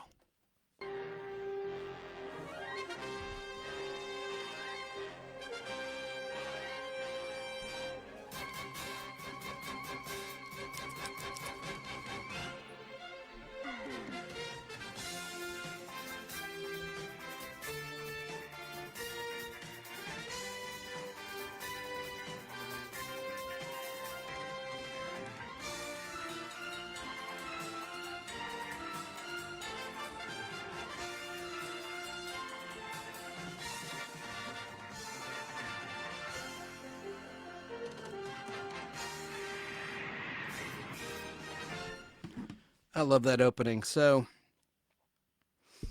Buck Rogers in the 25th century. So, I have some ratings history about the Fall Guy. What the hell did I just do? Okay. I'm sorry, folks. Doing this live sometimes as a bear. Let's talk more about the classic show. The ratings history, the highest rated single Fall Guy episode was an episode in season 2 titled The Ives Have It. It ranked in position number 14 with a 19.4 rating in season 2, which was the 1982 to 1983 television season. Fall Guy hit number 16 in season 3 with a 19.9 rating overall, and it was tied with Scarecrow and Mrs. King and TV's Bloopers and Practical Jokes with Dick Clark and Ed McMahon for its 4th season at 22nd place with a 17.0 rating, and then it fell out of the top 25 in its 5th and final year. 2 reasons. Losing Markie Post when she left to do Night Court, which I don't blame her because they weren't writing many scripts for her after season 3. You know, she just wasn't used enough. And also, ABC moved the show from Wednesday to Friday night, and then they gave it a graveyard time slot of Friday at 10 p.m., and that just killed the ratings. So Fall Guy went away, and Lee Majors was tired, reportedly tired of the grinds of a weekly series at that point. He was ready to move on anyway. Now, that episode, The Ives Had It, it was a story about a twin, Shauna. Shawna is how you spell that character's name. And she was a twin. But she wasn't a twin in real life, so they used one actress with split screen and all that sort of stuff. Let me see if I can find... I have TV Guide clippings on my film reels. I don't know if I have that one handy. It's got kind of a cool TV Guide ad. Oh, hell, I don't think I'm going to be able to find it while we're live. I should have had that pulled out. That's what she said. No, I'm sorry. I will show you. Let me show you what one of these, another TV Guide ad looked like. Oh, man. There it is. I can't get to this box. Hold on, folks. Bear with me, please. Let's see here.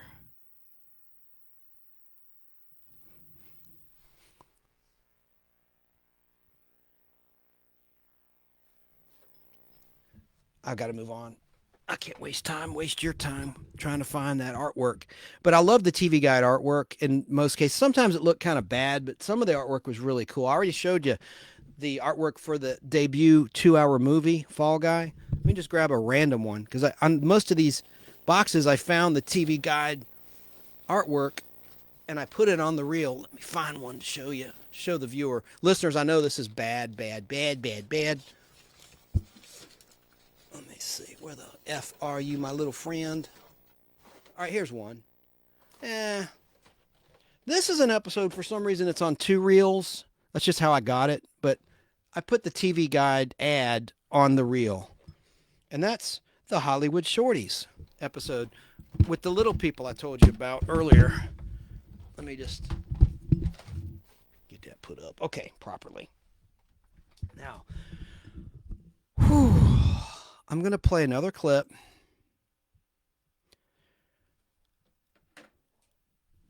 Okay, I want to play for you now a little bit of a Fall Guy documentary while I take a little break and find some nice things in the background to show you. And then I'm going to play Heather Thomas herself, a clip of her on this very show, the Nostalgic Podblast, talking about a very interesting fact that she holds the record for the most purchased wall poster in history. Yet the internet says Farrah Fawcett holds the record in her classic One Piece.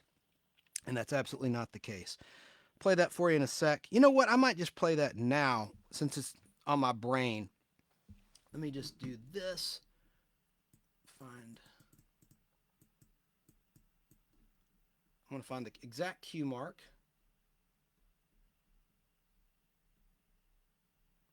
God dang it. Here we go. I'm sorry, folks. I got it right here. Stalling. Stalling, stalling. No, it was filmed after the pilot of Fall Guy, I think. Oh, okay. Like before it was picked up as a weekly series? Something like that. Okay, yeah, because it came out July 23rd, 82. It's about to have a big Yeah, anniversary. it was after the pilot was picked up. Very good. I always wanted to know that. Thank you. I was asking her when she did the movie Zapped, where she played Jane. I'll show you a still picture of her in that movie. That was a Scott Baio, Willie Ames, cheesy R-rated teen sex comedy where there's mental powers that Scott Baio's character has, Barney, and Heather Thomas played a rich girl snob. But I was asking her when that was filmed. And anyway, let me just continue with this and get to the whole point of this clip where she's admitting that she holds the record and she has no reason to fabricate. I completely believe her. And I don't think it's a conspiracy on the internet. I just think that the information has never been updated or put on the internet. Let's just listen really quickly to Fall Guy star Heather Thomas talking about the poster. Well, I know I shot it after I shot the Fall Guy pilot. Very cool. Now I know. That's great. Do you have any Zapped stories or co-star moments? Anything about Felice or Willie Ames or the amusement park scenes? Yeah, they were all great. Everybody was really nice. And I remember I got to hang out with Scatman Crothers, which was a really big treat. God bless him, man. He died way too young, a long time ago. I think in 1986 or so. Yeah, he's one of my favorites. Except I didn't like The Shining because of what happened to him. When there's personalities I like, I don't, even in fiction, I don't like to see bad things happen to them. That's why I'm not a big fan of Cyclone, a movie you did, because it was so sadistic what they did to your character in that movie. And anyway, I digress. That was Dar Robinson's last movie, by the way. Speaking of stuntmen, God, so sad. Anyway, let's see. So now, like Farrah Fawcett, you of course had a hot-selling wall poster that made people in Generation X adore during puberty. I'd imagine that's the #1 item that fans ask you to autograph. Is that true? Yes. I thought so. That's just it's a classic poster. I had it. My friends had it. Do you know the numbers? Like, it's the highest selling in history. I know he's broken that record. Woo! So you beat the Farrah poster. Holy, wow, that's cool. Oh, here's a question about that poster from another fan of yours named John Kelly. He asks, Heather, how many pictures did the photographer take for your pink bikini poster, and who decides which shot is the one? I do with my manager, and there were a lot of outtakes that are all floating around. People are selling those now. Yes. And, you know, I don't know if that's good or bad. If they say they have the rights to them, they're full of beans. Oh, yeah. They're full of crap. And John Kelly also asks, quote, Heather, I respect you for your mind, but you got some damn good assets, unquote. Okay. Okay, thank you. All right. Okay, now you already talked about the Love Boat. I'm going out of order in my questions here. I don't want to be repetitive. We're starting to run out of time here.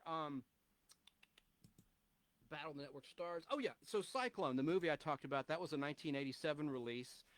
Martin Landau, the late, great Oscar winner, was in that. Troy Donahue was in that. What about Landau was in it. Do you have any stories about Martin Landau working with him? He was great. You know, he was the last. If you knew him in person, you'd see what a good actor he is, because he's not an evil man at all. He's a lovely man. He was an awesome actor, and I met him on set of a movie he did in 2013. It was a TV movie for Lifetime, the Anna Nicole story, and he played Marshall, the wealthy wheelchair-bound philanthropist.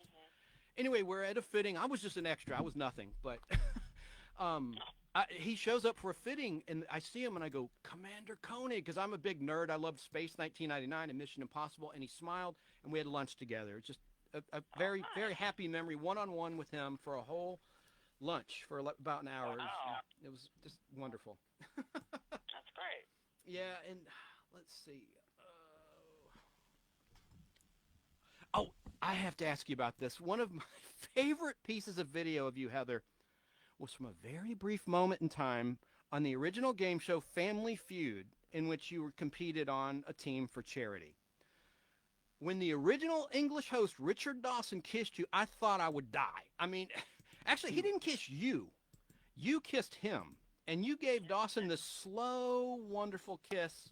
And I thought the man was going to go into cardiac arrest. I mean, that had to be the best kiss Dawson ever got on Family Feud. Now, I know it's kind of creepy in retrospect. You know, this guy would kiss as many women as he possibly could on his show. Total opportunist. But then again, you know, to defend him a little bit, that was a different time. He's British, different mannerisms, different customs. But that episode with your kiss was finally released on DVD by Fremantle Media in 2005, and I have it. And it's on YouTube. It's worth a look. But, Heather, do you have a story about competing on Family Feud for that event in the 80s? Oh, gosh, I don't remember, but I don't even remember what charity I competed for. I should have wrote that down. Darn it. Shame on me. I would like to have enlightened you on that. But, and then I think Catherine Bach was in it. And, oh, I had to ask you a question. You know, this is kind of... Bach is still one of my very best friends. Oh, right. Daisy Duke herself. She is my girl, yeah. What about Heather Locklear? Are you friends with her? No, I'm not. She's not in my sphere, but I have nothing against her. That's awesome. Yeah, I mean... There was never an actual rivalry, if that's what you're asking. Good. I'm glad, because the fans, you know, there's a lot of people out there, a lot of men that... never happened. Well, they compare. They like... And you always win, by the way. Heather Locklear, Heather Thomas.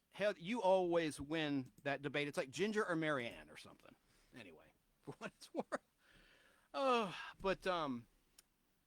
Let's see. Oh, this is, I've got to ask you about this. There was a lot of people in the Nostalgic Podblast audience that are handicapped or have difficulties, physical difficulties. And a while ago, back in September 1986, you were involved in an accident that left you paralyzed when you were struck by a car while you were crossing. I was never paralyzed. You weren't. So that I'm reading National Enquirer garbage.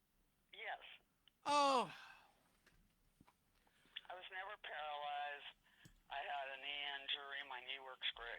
Oh, okay, because I was going to ask, you know, for inspiration for anyone, because in all seriousness, you know, I didn't mean to give false hope to anyone that's struggling with physical challenges, but, you know, I just want people to know you should never stop, you should never quit living or stop doing better every single day. Oh, yeah, so. They told me I wouldn't walk, you know, again. I said, phooey. I was walking within a month. But, okay, so it was due to a knee injury you weren't walking, not because of a spinal cord injury. No, Got it. I think it was because they thought my peroneal nerve had been damaged and I'd have drop foot, but I didn't. Awesome. Well, tale about working with Arnold or any memories? Arnold's great. He's great. Great guy. Good businessman. Cool. What TV shows do you like to watch, Heather? Right now? Yeah. Well, I love Stranger Things, of course, who doesn't? I loved watching that. I loved Mandalorian. I loved Boba Fett. I loved, what else did I like? I loved Peaky Blinders, Succession, Hacks. I thought Hacks was brilliant. Gene Smart was brilliant. Who Doug worked so with. TV. Yeah, Doug on Designing Women back in the day. TV. It's really hard not to watch it. I'm loving hearing that you dig a little bit of sci-fi. You mentioned Mandalorian. That's pretty cool. Yeah, sure, I dig sci-fi. I dig all of it. Do you like the Marvel movies? I would love to see you in a Marvel film. Of course I love the Marvel. Hot dog! This is kind of a strange question. Do you have a favorite animal, like a pet? Are you a dog gal or cats? I had a parrot for 41 years. He just passed last year. I'm still mourning over that. Right now I have dogs and chickens. Oh, I'm so sorry about your parrot. I have a pet bunny rabbit. First time I ever had a bunny, and yeah, she is sweet. I found her when I was out for a walk last September. One of my favorite comedians is Chelsea Handler, and I was delighted when you appeared on her former cable TV show Chelsea Lately. Was that fun? Oh, that was a fun show. That's cool. And you've written a book. What's the name of your book? Trophies. It's a kind of a weird, goofy romp. I was exposed to a lot of charity things, you know, that when I was not working and I was, you know, I'm married to pretty prominent guy in the business, and so you get involved in charities, and I just had to write about it. It's about trophy wives. It's pretty funny. We have so many comments coming in. Trophy wives. I'm gonna buy your book. Just Trophies. Trophies is the name of the book.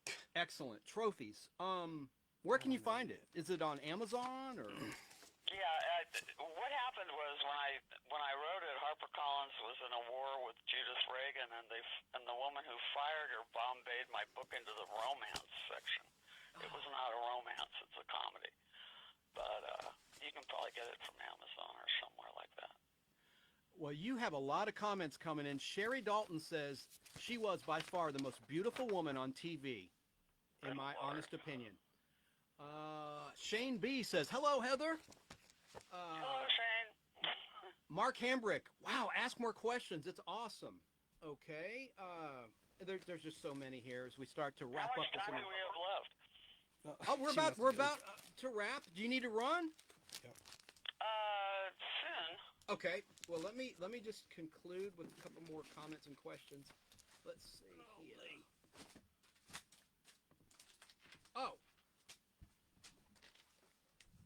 Let's see here. Now you have a big event coming up. I mentioned it at the very beginning of the interview, but we must reiterate that you're going to have a meet and greet Labor Day weekend in Orlando, Florida at Fanboy Expo. Yeah. Are you going to do a panel, or are you just going to sign things? What's the itinerary? I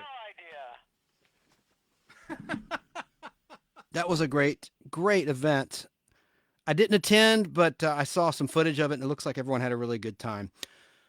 So, let's see. I want to play now for equal time. I want to play an interview I did, just a little bit of it, with Doug Barr, who played Howie Munson in The Fall Guy. He was so much fun and just so kind. He's a very intelligent man. He's very successful. And let me just find it really quickly. I'm just going to play a little bit. Let's see here. It should be right here. Gonna skip it. I want to move on. Oh, good God. Me and my dumb mouth. Listen to that. I don't. Was your character killed off? Please describe working on that. Hold on, folks. Doug McClure from the Virginia.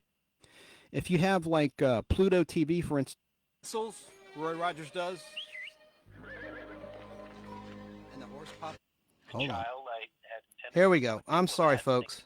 Little introduction, and played a clip of you in that great scene with the great Roy Rogers, where Howie thinks he shot Trigger.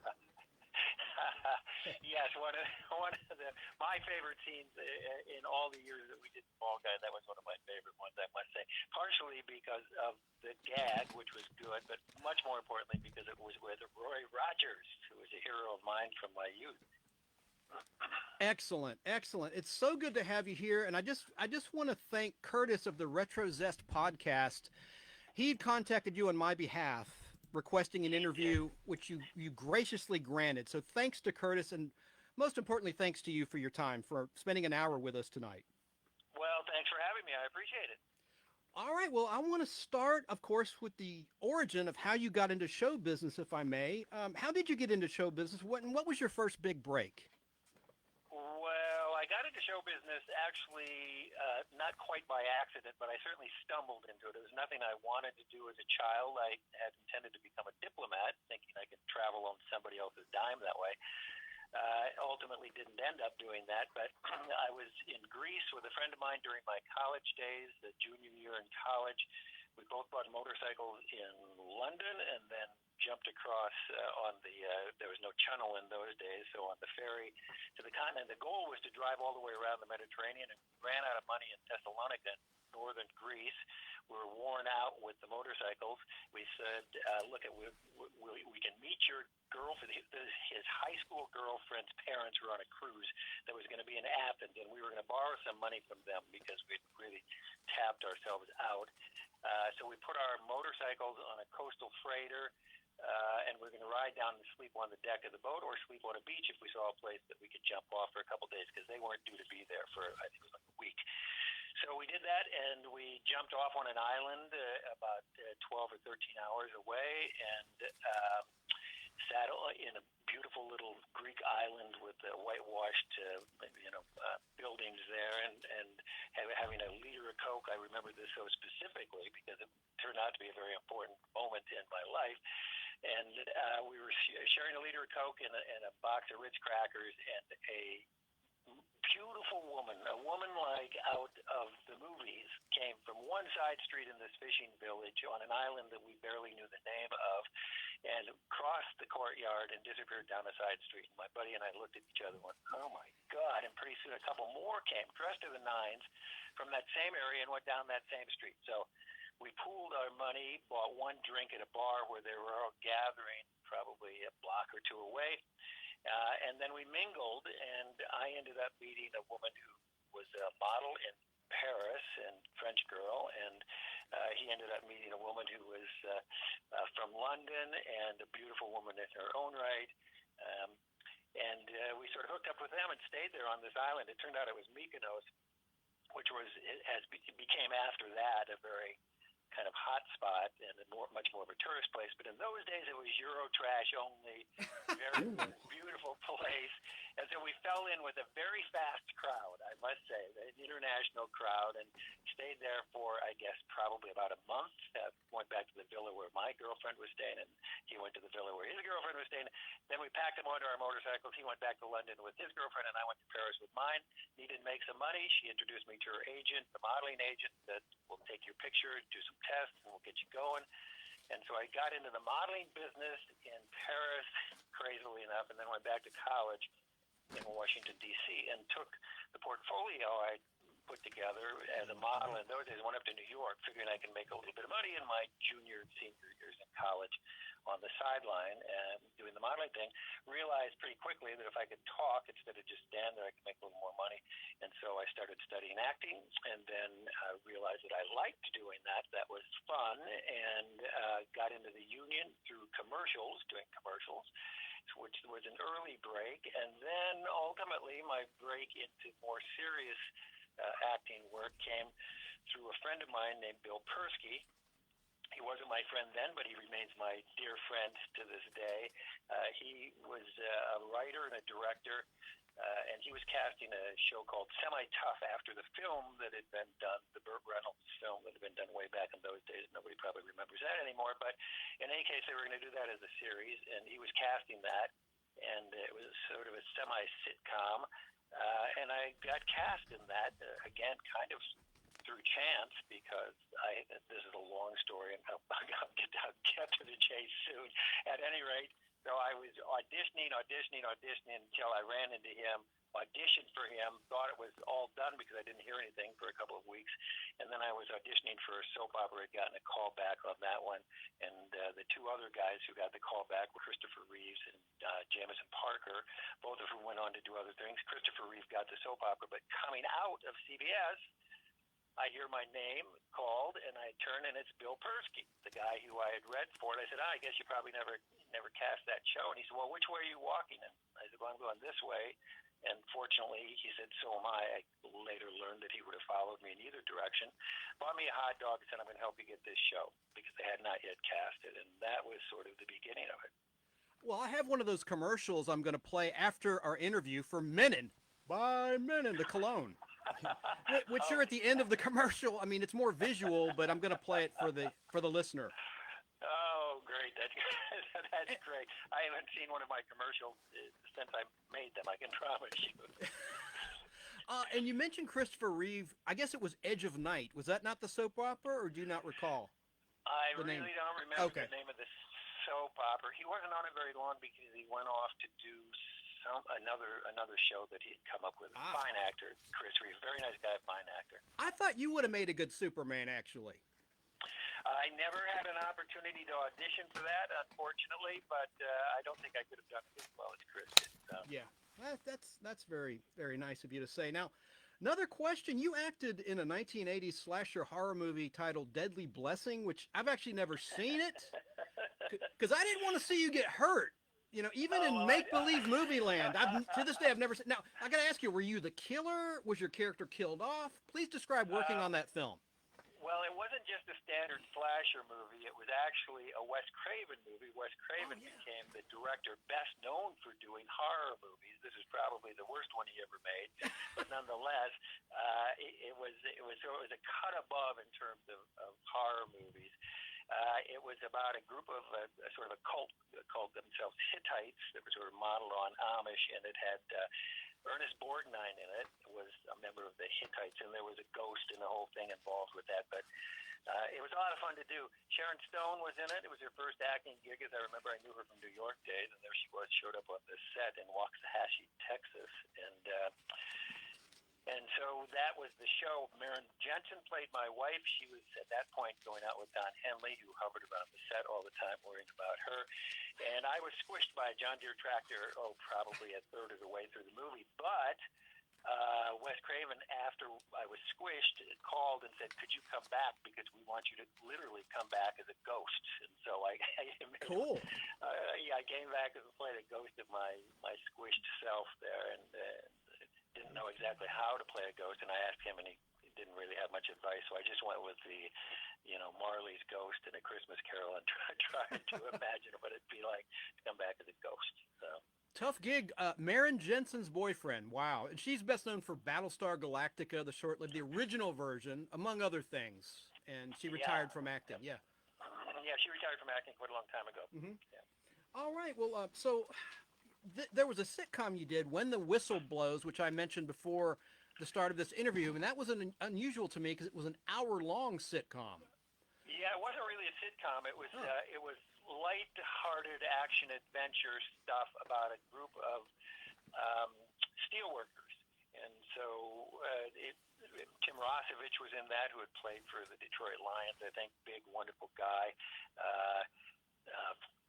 Several other. Phil Brown was in it, and it was a bunch of guys working in on steel sites, and they were building a building on the back lot of Universal when that was made, so they used that as the set, and so we climbed up in the high steel and did, I don't know how many episodes of that, but 15 or 20 episodes of that. But it was sort of an action adventure thing, not so much a sitcom. So it was film. It wasn't done in studio.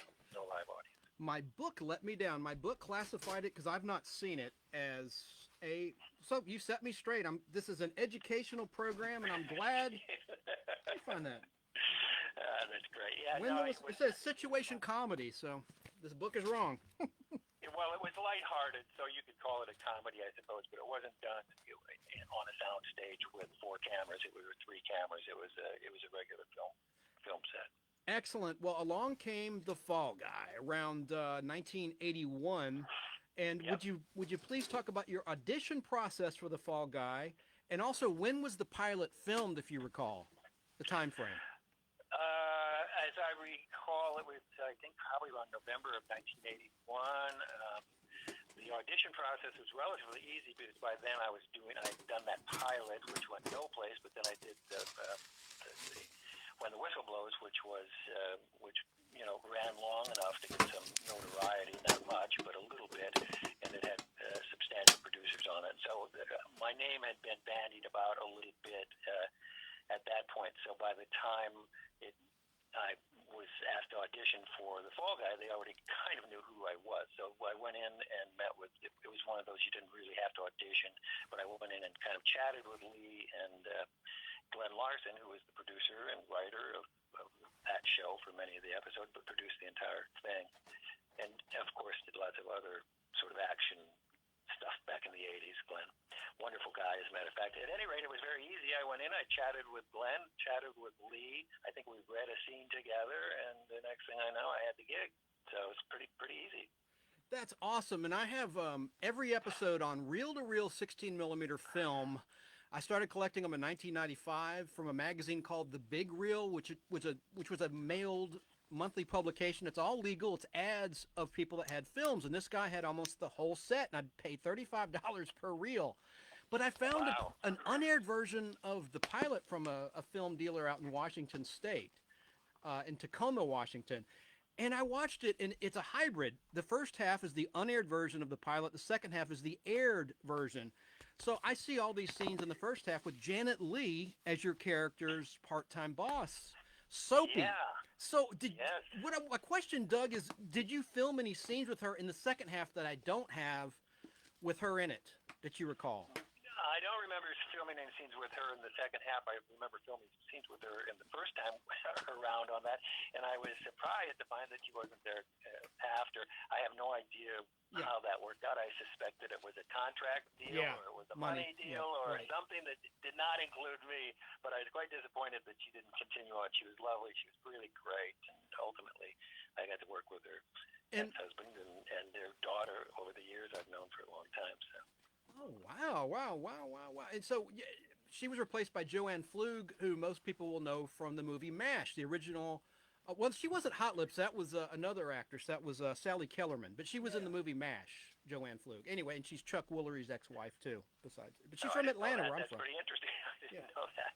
Yeah. See, I'm learning on this call as well. This is great. Yeah. Well, I really appreciate you sharing that. So you did do scenes with her. Darn it, I don't have any in my unaired print of you and Joanne, but I mean you and Janet Leigh. But that's interesting. You know, it was a relatively small part for her because it was the bail bond. Here's your job. Now go off and do the rest of the show. And it ended up being that kind of all of the women playing the bail bonds person. So over the years that we did it, so probably that was it. There probably wasn't a great deal that was done between us, any of us on the show. Very cool. I have a quick anecdote to share with you about that pilot. As you know, there were a lot of fantastic performers like Lou Rawls, Eddie Albert, the former star of Green Acres, Paul Williams, Farrah Fawcett, and more. Could you elaborate with shooting that pilot and working with some of those great talents while you were still relatively new to the business? How was that for you as a young man? Well, you know, I was incredibly blessed to have come into the Hollywood world when I was relatively young, but still transitional in terms of Hollywood and what was happening. A lot of the stars, Eddie Albert, you remember from Green Acres, but realistically, he was a serious movie star for many, many years in advance of that. So when Eddie Albert, to me, was amazing that I would even meet this guy. Paul Williams was friends with Lee and also with Glenn Larson. Glenn Larson had been a member of the, what was it called, Four Preps, I think it was the singing group that he was into. He was very tied into the music world, and hence he was able to get these guys quite easily.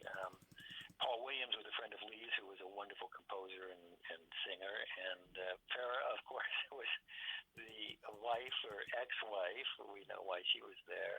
At any rate, for me, it was really, really, really incredibly exciting to get to meet so many of those people and be on a show that, because Lee was so he was so loyal to his friends that if they were out of work, he would call them. If they were busily working, he would call them and get them to come and do the show as a guest because they liked him and they liked each other. And so we had an astonishing assortment of guest stars on that show.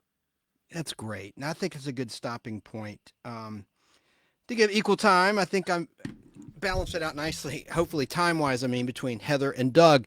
And thanks to Curtis of the RetroZest podcast for hooking me up with that interview and sharing his contact information, which he did. He was a good liaison, and he's a great friend now. And he's at the Sands doing his annual convention with his wife. So he's having a blast right now as we're live. So that's a nice interview with Doug and Heather. They were great. I'm not patting myself on the back. I'm just saying it was a lot of fun to talk to them after watching them on 16 millimeter film on my film reels for years and collecting all the episodes. It took me a couple decades to do. So very surreal experience from a year ago. And I just want to share some highlights right there with you. So I want to see if there's any, I want to play a couple, just one song while I show you some Fall Guy collectibles for the viewer. So the listener's not totally tuned out. I'm going to play some music, which is like what I typically do. And for the viewers at the Nostalgic Podblast YouTube channel or the Nostalgic Podblast in the Facebook group, I'm going to show some collectibles now as I play you a song. And I'm excited about this new Fall Guy movie. Really excited about it. It looks interesting. And I'm going to go in with an open mind. So as we wrap the discussion on Fall Guy, and I will mention Markie Post in a little bit because her birthday, her heavenly birthday, was November 4th. So I want to talk a little bit about her, and then we'll move on to an entirely different topic. But I want to play a little bit of this. I'm going to play this while I show some Fall Guy Just a Hollywood collectibles. stuntman in between pictures. I've done a number of shows, and of all the shows, they include Magnum P.I. and Quincy and a lot of others, Knight Rider. I think probably the most fun show of all of them was The Fall Guy. That's Glenn A. Larson, who passed in 2014, the creator and executive producer of The Fall Guy, speaking. Man,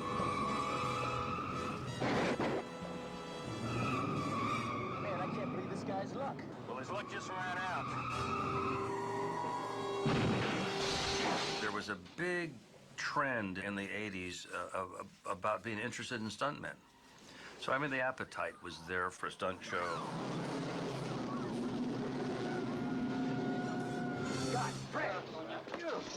We didn't sell this in a conventional way.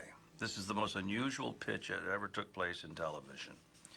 A friend of mine who was the lead singer in a group called the Diamonds, who had 27 gold records back in the old days. And I had started in a singing group too, and we knew each other well. He had done some little stunt thing. In 1979, I wrote a theme for a CBS television special about stuntmen. There I was a year later as a guest of my friend Glenn Larson in Hawaii, and I had one song in my guitar case.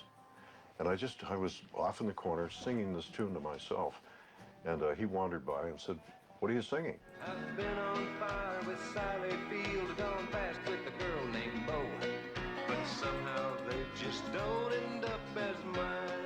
And I listened to it, and I said, that's a great idea. By the time I'd finished, he'd gotten the idea for a television show about stuntmen. I might fall from a tall building, I might roll a brand new car, 'cause I'm the unknown stuntman that made Redford such a star. We went to ABC television over in Century City, and a couple of fellows who were empowered to buy listened to his idea. We took this idea of this song, and instead of going in and pitching anything, we just went in and sang the song. Actually, I opened the meeting with the song that we had written, which was then retitled to be the Ballad of the Unknown Stuntman. 'Cause I'm the unknown stuntman that makes Eastwood look so fine. At the end of the singing of the song, they said, go write the pilot. Although Glenn had nothing on paper. It was probably the most perfect pitch and the most easy pitch I've ever had in my life. Kid, stuntmen live by rule of thumb. Any stunt they can walk away from, they're a winner. I ran into Lee Majors in an airport, and I had worked with Lee on the $6 Million Man. I developed that show. I was really ready to do something different because it was very tough. I didn't want to still be known as just the $6 Million Man, so I tried to get rid of that typecast. And I thought, well, if I do one more series for 5 years, maybe they'll kind of forget the other one. So we stood there. He was going one place, and I was going another. And we made the deal in the terminal. He really hadn't written the script yet, and it was story ideas and storyline, and it sounded like fun and very interesting. And I know Glenn writes good stuff. It's me, Colt Seegers, your friendly neighborhood bounty hunter. You dirty rat! Everybody wanted to find a way to do the bounty hunter show. It's a great franchise. Here's your expense money and photograph. Good luck. Big Jack, this time I think you made a bad deal. Why? Because I'd have gone after this guy for nothing. Being the bounty hunter was something that we added that was, made it, give it some more jeopardy, because you can't do a show on a stuntman. You have to have him doing something on the sideline, because most stuntmen do other jobs on the side. Colleen, I'd like to help you, but I'm a bounty hunter. I only go after a man if there's a court order to bring him back. The premise of the show was so flexible. A guy has to go out and bring someone back who's bailed out on the criminal justice system, jump, bail, and run. They have abilities to do things no policeman can do. It's based on an old law from the 1800s. Colt, maybe you better explain something to me. Well, if you look in the glove box, you'll find a federal law that defines legal restrictions in going after a dangerous fugitive.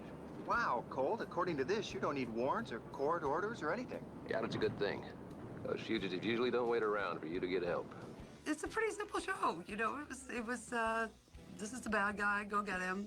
do all this goofy stuff to get them put on costumes. But I wouldn't recommend you try anything until I come to a complete stop. For more of that, go to YouTube.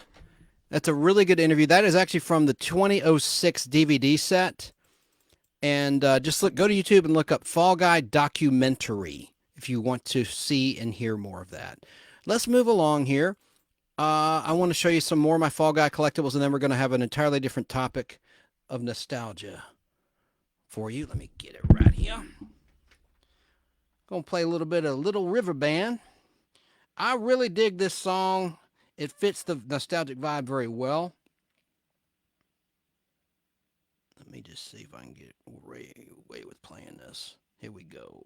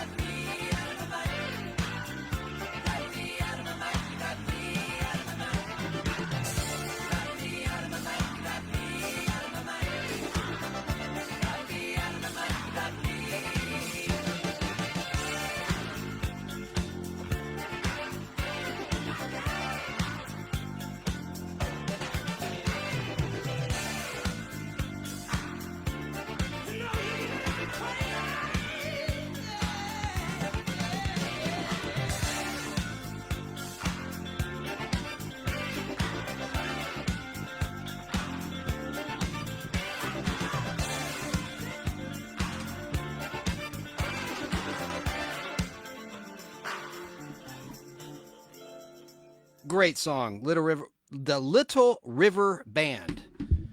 So let's move along in our tribute in our show. That was my tribute to the Fall Guy. And the new movie will be released on Friday, March 1st. Friday, March 1st, 2024. And I will be there on opening day. Can't wait. And I already played the trailer earlier, but millions and millions have seen the trailer that Universal Pictures released on YouTube. Last time I checked, 11 million people had seen that. So that's very impressive. All right, well, we're going to move on to another topic.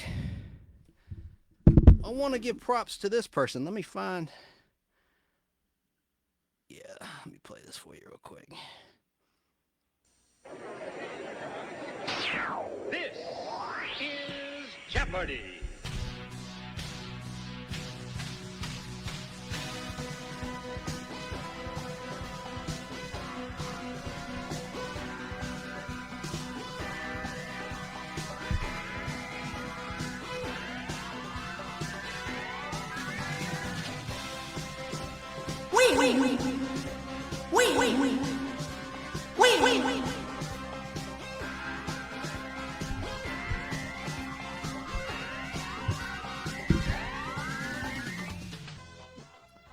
Real quick, is anyone watching Celebrity Jeopardy on ABC or streaming it on Hulu after the fact?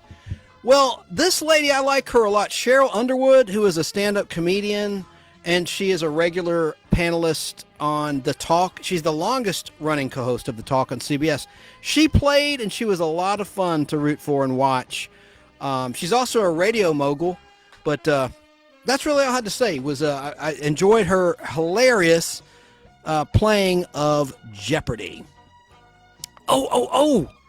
I just got my latest edition of Remind magazine in the mail, so I've got to talk about that really quickly. And check out the cover.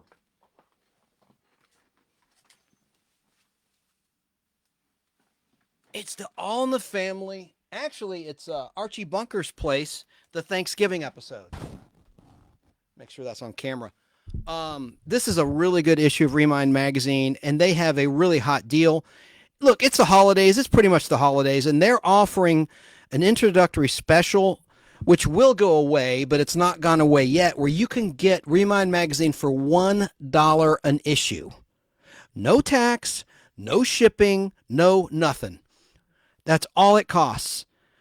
It's an incredible deal, and let me let you know how you can redeem this offer. But for those that don't know this magazine, it offers fresh takes on popular entertainment from days gone by, and each issue has dozens of brain-teasing puzzles, trivia quizzes, classic comics, and monthly theme features from the 1950s through the 1990s.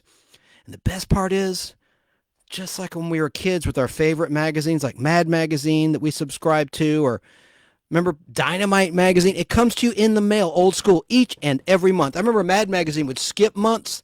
Not Remind magazine. They're at your door once a month. But for $12, it's only $12 for an entire year. $1 an issue. You can't beat it. Your entire family will love it. And it gently taps your inner child with these articles and features.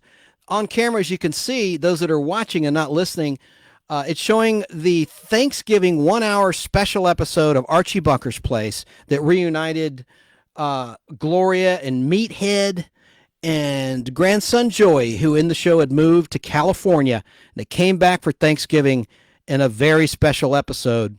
And anyway, that's on the cover there. But it's a Thanksgiving-themed issue as we're live here in November 2023. I don't mean to date this show, because the good thing about the Nostalgic Podblast, this program you're listening to or watching, is that it's typically not dated, because all we talk about are dated things. But Remind Magazine is a lot of fun. Here's how you order. Just go to remindmagazine.com. They accept all of these major credit cards, Visa, MasterCard, American Express, or Discover, on their secure order page online, or you can just call them old school at this number, 855-773-6463. That's 855-773-6463. And an order specialist will assist you in processing your Remind subscription for 1 entire year. And please mention the Nostalgic Podblast when you order. I love this magazine. It's a heck of a lot of fun. So now it's time for our regular features in this edition of the Nostalgic Podblast. Item: Disney does not yet own Woody Woodpecker. That is all. It seems like Disney, they eventually absorbs everything from my childhood that I loved. The Marvel Comics, but they do a good job. So I'm not complaining. Man, Star Wars, they take it over, man. And they do a pretty good job with the products. I got to say, I'm really loving Loki on Disney Plus. I've not watched episode 5 yet. I'm behind. I've not watched episode 5, so I'm a little behind. I need to watch it. Episode 4 ended in a cliffhanger, and it's really, really good. Good stuff. Now it's time for a rather new feature called the Character Actor Spotlight. I'm going to feature someone that you've seen in countless movies and television shows. The actor's name is Tracy Walter. You may not know the name, but you know the face. And it's a dude. Tracy, of course, is a pretty ambiguous name. It could be a guy or a girl, but this is a dude. And let me just play a clip of this guy from a show from the early 1980s where I first noticed him, called Best of the West. Who are you?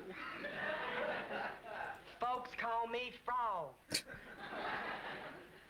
Well, what's your real name? Frog. That's why folks call me that. One other quick clip. He's a great character actor, and he doesn't do interviews. I tried to find interviews with this gentleman. Let me play another clip from Best of the West. It only lasted 1 year. Joel Higgins was the main star, who later played the rich dad in Silver Spoons, Ricky Schroeder's dad. But before that, he was on this ABC sitcom. Let's listen to this quick clip. It's under a minute long. This is a hanging scene. They're putting a noose around this guy's neck. If I said goodbye to my best friend. Go ahead. You.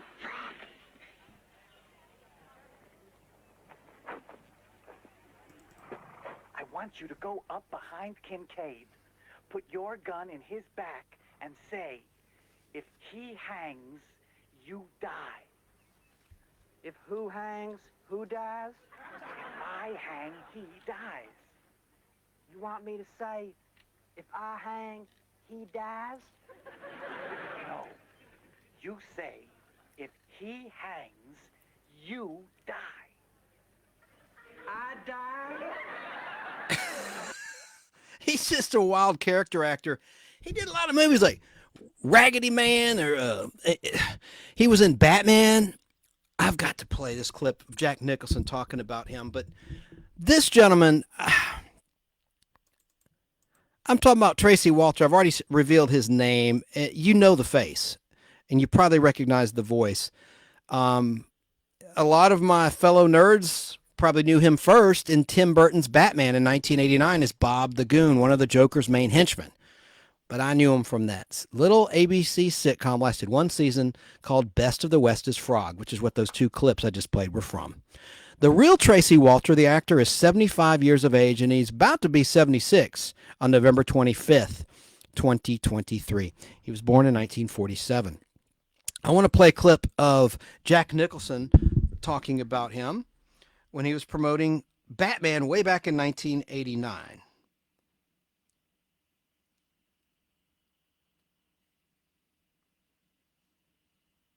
And this clip is, let's see how long this is. It's only a couple minutes long. My southern accent was peeking out there.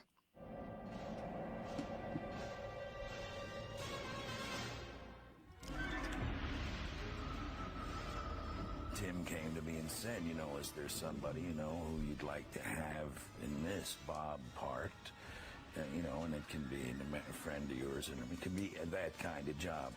Of course, with Tracy, if I could have cast, that's who I would have cast, whatever the situation is. I'm not going to get anybody in my life, my mother, I'm not getting a job if they're not really good at it. She's dating some guy named Wayne.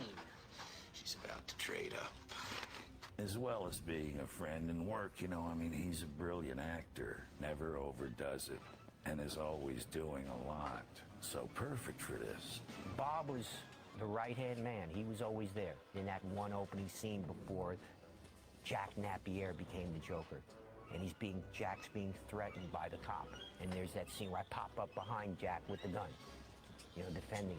Bob the Goon, he filled that role. And Bob, remember, you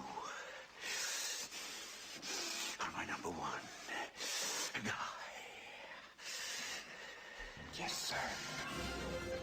Bob looked up to the Joker. He admired him. He had respect for what he represented. And it's the same thing between Tracy and Jack Nicholson.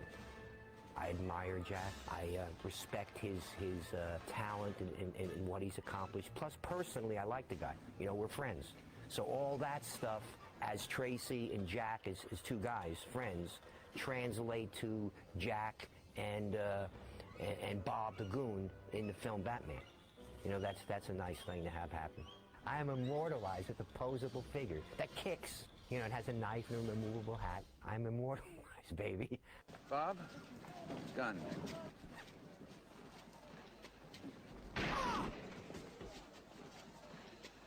Going to need a minute or two alone, boys. So Tracy Walter, character actor, was born and grew up in Jersey City, New Jersey, the son of a truck driver. He attended St. Anthony's High School, and he played basketball there. He has a son and a daughter. He's known for his portrayal of sidekicks and henchmen, such as Bob the Goon, as you just heard, in Batman, directed by Tim Burton, Cookie in City Slickers, and Malik in Conan the Destroyer. He portrayed Frog Rothschild Jr. on the ABC sitcom Best of the West from 1981 to 1982. Those were the first two clips you heard of Tracy. And Mr. Walter has acted in 6 Jonathan Demme films: Something Wild in 1986, Married to the Mob in 1988, The Silence of the Lambs in 1991, Philadelphia in 1993, Beloved in 1998, The Manchurian Candidate in 2004. He has been directed by Danny DeVito in 3 films: Matilda in 1996, Death to Smoochie, that's a funny movie, in 2002, and Duplex in 2003. He acted with and was directed by Jack Nicholson in The Two Jakes in 1990. He and Nicholson have appeared in 9 films together, beginning with Goin' South way back in 1978. He appeared in a small role with Clint Eastwood in the 1982 film Honky Tonk Man, and has coined the phrase right here, as in right here, while playing a service station attendant. Also attributed to Andy Griffith on his first comedy album, What It Was Football, back in 1953. Walter also coined the phrase make 'em bounce, as in happy, in the film Raggedy Man. His portrayal of Miller, the philosopher mechanic of Alex Cox's film Repo Man, earned Walter a Saturn Award in 1985 for Best Supporting Actor. In the 2000 film Aaron Brockovich, Walter played Charles Embry, the PG&E employee who supplied the memo that tied an executive at the PG&E corporate headquarters to the knowledge of the Hinkie station water contamination. Walter's television credits include guest appearances on WKRP in Cincinnati, Taxi, Charlie's Angels, Hill Street Blues, Amazing Stories. That was Steven Spielberg's show in 1985. Moonlighting, David Lynch's On the Air, Melrose Place, spinoff of Beverly Hills 90210, The Division, Veronica Mars, Criminal Minds, and Cold Case. He appeared on Nash Bridges' Angel from 1996 to 2001. That was the Don Johnson show on CBS. And there was an angel character in the Rockford Files, played by Stuart Margolin. Anyway, And also, we're talking about Tracy Walter. He was on Reno 911 as Walter from 2003 to 2006. But he also was in a Fall Guy. Got to bring it around a little bit. In a season 1 episode, the episode 21 out of 22 of season 1, and he played a mechanic named Skip. He's like, nothing will keep me between me and my truck. What was that episode title? Oh, geez. Silent Partner. Yeah, that was a good one with Mickey Gilley playing the bad guy in that. It had a lot of good actors and a lot of music in that. There was a lot of music replacement in the DVDs, but the original film print I love hearing all those classic songs, including Southern Nights and many, many others in the original soundtrack to that. But he was a good character actor, or still is. He's still with us. I shouldn't mention the past tense when I talk about Tracy Walter. He's just a really great character actor. Next week, I'll have another character actor for you to talk about. So, Godspeed. He doesn't do many interviews, so it was interesting to hear him in that interview about working on Batman. Good stuff. Now, it's time for the nostalgic treat and toy of the week in one. This is a rare instance where they're one of the same. They're one in the same because we're talking about the PEZ candy dispenser. So it's a nostalgic treat and a nostalgic toy all in one. Now, I want to play for you a classic PEZ commercial because if you're a Gen Xer like me, certainly if you're a millennial, you don't remember seeing TV commercials for PEZ dispensers. But here's one from way back before we were born. It's pretty neat. This is from 16 millimeter film. Here, let me back it up. There we go.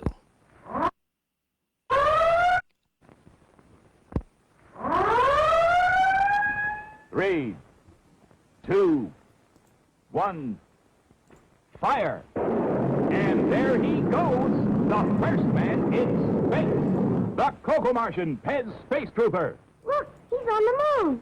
He's on Mars. And it's always handy when it's time for PEZ candy. Just fill him with the PEZ candy refill. Gee, he's fun. Have one. And now the greatest free offer ever. 2 free gifts. The Coco Martian PEZ Space Trooper and the PEZ Candy Refill. Yours absolutely free when you buy Coco Marsh. They're attached only on Coco Marsh. You know how good chocolatey Coco Marsh is in milk and ice cream. It's real delicious. 'Cause it's real chocolatey. So don't wait. Be first to get these 2 free gifts. Coco Martian PEZ Space Trooper and PEZ Candy Refill at your store now. They're so good and so addictive, aren't they, those PEZ? And they're much better out of the dispenser, than they are just, if you got a handful, it would last you half a second. So I love the PEZ dispenser. Here's a Stormtrooper, those that are watching and not listening or doing both. Here's a Stormtrooper PEZ dispenser, and this is a lemon PEZ I'm going to put in my mouth right now. I love how you just pop the head back, out comes the candy. Not good for your teeth. I'm going to brush my teeth in a moment, but sure is tasty to this day. So let's talk about PEZ, the origin of it. This is very brief. PEZ was first marketed as a compressed peppermint sweet in Vienna, Austria in 1927 by Eduard Haas III. The name PEZ is an abbreviation of Pfefferminze, German for peppermint. The original product was a round peppermint lozenge called PEZ drops. Over time, a new manufacturing process evolved and the hard-pressed brick shape known today was created. The product packaging evolved from wrapped rolls to a small tin to hold the mint, similar to the modern Altoids tins. The first PEZ mint dispensers, known as regulars, were similar in shape to a cigarette lighter and dispensed an adult breath mint marked as an alternative to tobacco. They were invented by Oskar Uxa, Uxa.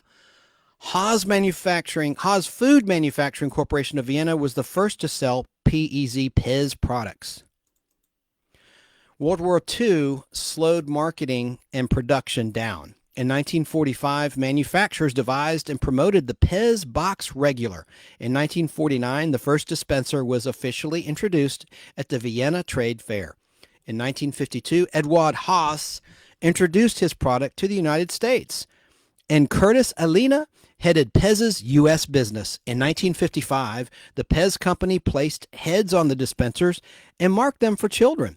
There were Santa Claus, Popeye, Mickey Mouse, and Donald Duck among the first PEZ character dispensers. Since 1950, over 1,500 PEZ dispensers, including the original character dispensers, have been created. PEZ vending machines were used in Germany, Switzerland, and Austria. The first German machines were introduced around 1954 and were produced by DWM and GWS, both of Berlin, Germany. Machines were later introduced in Switzerland and then in Austria in October 1956. These were produced by Glerios R. Seipel and Company and Theodor Braun in Vienna. In 1973, PEZ built a factory in Orange, Connecticut in the United States. In 1983, Scott McWhinney became the president of the PEZ company. He retired in 2003, over 20 years ago. Joe Vittoria became the president of the company in 2004, and around 2005, the size of the original factory was doubled, and the PEZ dispenser line was expanded. In the mid-1990s, peppermints were reintroduced with remakes of the regulars, quote-unquote regulars. In early 2002, the family of the original founder of the company bought back 32.5% of the stock from investment company PGH for around $18 million. They now own 67.5% of the company. The headquarters are in Tron, Austria. The PEZ mints are produced in Tron and Orange, Connecticut, USA, while dispensers are produced in Hungary and China. In 2011, a PEZ visitor center was opened in Orange, Connecticut with over 4,000 square feet dedicated to all things PEZ. PEZ Incorporated has applied for and received patents related to PEZ dispensers and usually molds the patent number onto the stem of the design. The patent number cannot be reliably used to determine how old the dispenser is. Collectors refer to the first two digits of a patent number as a shorthand for a given patent number. There you go. Now, I do want to show you this cool PEZ dispenser of Batman from the 80s that's still sealed. Well, partially sealed. Stupid me ate the candy. There were 2 candy packs in the bottom that I removed. I opened the bottom of it. Wish I hadn't, because this is from the 80s, and that's the classic Batman before the Dark Knight Batman that pretty much took over when Frank Miller's The Dark Knight comic book 4-issue miniseries hit in 1985.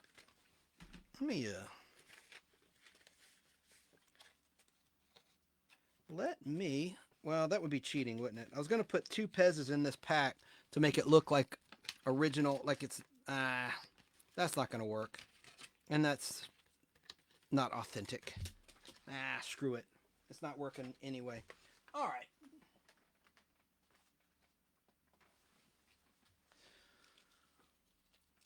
We have some notable birthdays to talk about.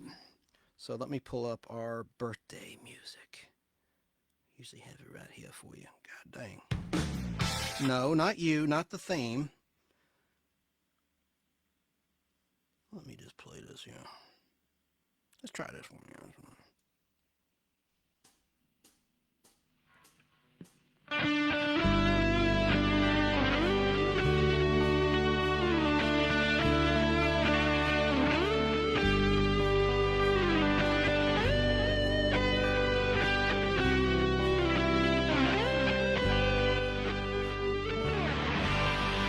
Yeah, so gotta wish these people happy birthday really quickly. For November 4th, Matthew McConaughey is 54. He was born in Uvalde, Texas on Tuesday, November 4th, 1969. I really liked the movie he did, We Are Marshall, which was released way back on Friday, December 22nd, 2006, because I went to Marshall. And did you know that the new Captain America was in the cast of We Are Marshall, as was Ian McShane and January Jones, if you haven't seen that movie in a while. But of course, Dazed and Confused, set in May 28th, 1976, was a great movie released in 1993. It was a coming-of-age epic released on Friday, September 24th, 1993. So happy birthday to the great Matthew McConaughey. Now, let's bring it home. I want to talk about our fallen regular cast member of the Fall Guy, Markie Post. So Markie Post, I'm going to cut the music because this is somber, because I was a big fan of hers, and she's been gone for a couple of years, but still it sucks. Markie Post was born on Saturday, November 4th, 1950 in Palo Alto, California, and she was known for her role as the bail bondswoman Terry Michaels in The Fall Guy on ABC from 1982 to 1985 in seasons 2 through 4 of that show. But she's probably best known, in fact, I know she is, as public defender Christine Sullivan on the NBC sitcom Night Court, which she acted in from 1984 until 1992 when the show ended. And then she also played Georgie Ann in the CBS sitcom Hearts of Fire opposite the great John Ritter from 1992 to 1995. Prior to acting, Markie Post worked on several game shows. As a writer at first, she wrote for Family Feud, and she began her career with the production crew of the Tom Kennedy version of a game show called Split Second. She also served as an associate producer of the CBS game show Double Dare. You know who was the MC on that? Alex Trebek in 1976. That show only lasted about a year. And did you know she was a card dealer on NBC's Card Sharks? She played various game shows, including The Match Game, Hollywood Squares Hour, as herself, obviously, after she had begun on Fall Guy. That show only lasted 1 year on NBC. She appeared on Super Password, hosted by Bert Convy in the 80s, and she was in the new $25,000 Pyramid and the $100,000 Pyramid. And she helped a contestant win the $100,000 in a November 1987 tournament episode of the $100,000 Pyramid. Markie Post's early acting credits included a 1979 episode of Barnaby Jones, a QM production, and the pilot episode of Simon and Simon, titled Details at 11 in 1981. She also was in episode 1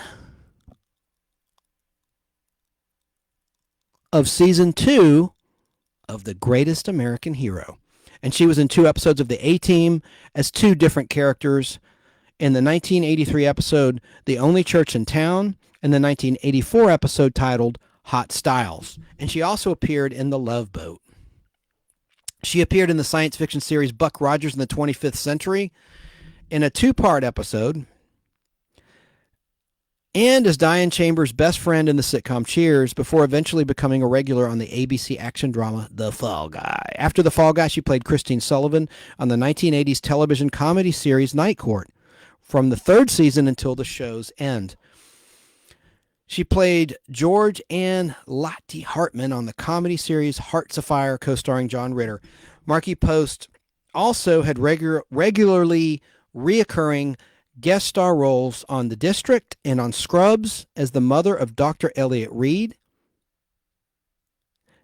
Her film credits include There's Something About Mary in 1998, in which Markie Post played Mary's mother. She played a call girl and a dominatrix in the 1988 TV movie titled Tricks of the Trade opposite Cindy Williams from Laverne and Shirley, as well as the films The Conversation and the classic American Graffiti before Laverne and Shirley. Also, Markie Post played a singer in Glitz opposite Jimmy Smits, based on the novel by Elmore Leonard. She also had a starring role in NBC's 1995 movie titled Visitors in the Night. She appeared as reporter Christine Merriweather in the 2007 improvisational comedy film released in 2017 titled Cook Off. And she also appeared in the 30 Rock episode titled The One with the Cast of Night Court, playing herself when she, Harry Anderson, and Charles Robinson staged a mock reunion of the Night Court cast. Markie Post was the voice of June Darby on the computer-animated robot superhero TV series Transformers Prime. She appeared as reoccurring character Barbara Bunny Fletcher in the first 4 seasons of Chicago PD.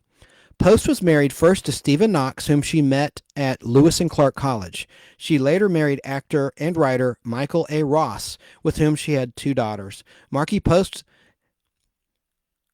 was diagnosed with cancer in 2017. And sadly, she passed away on Saturday, August 7th, 2021, at the age of 70. Markie Post was born on a Saturday, and she sadly passed away on a Saturday. In one role I want to briefly talk about, it was an unsold pilot for a reboot of Electra Woman and Dinah Girl, and she played an alcoholic Electra Woman. And of course, Electra Woman and Dinah Girl was a 1976 to 1977 Sid and Marty Krofft Saturday morning live action show patterned after Batman and Robin. They were like a female Batman and Robin.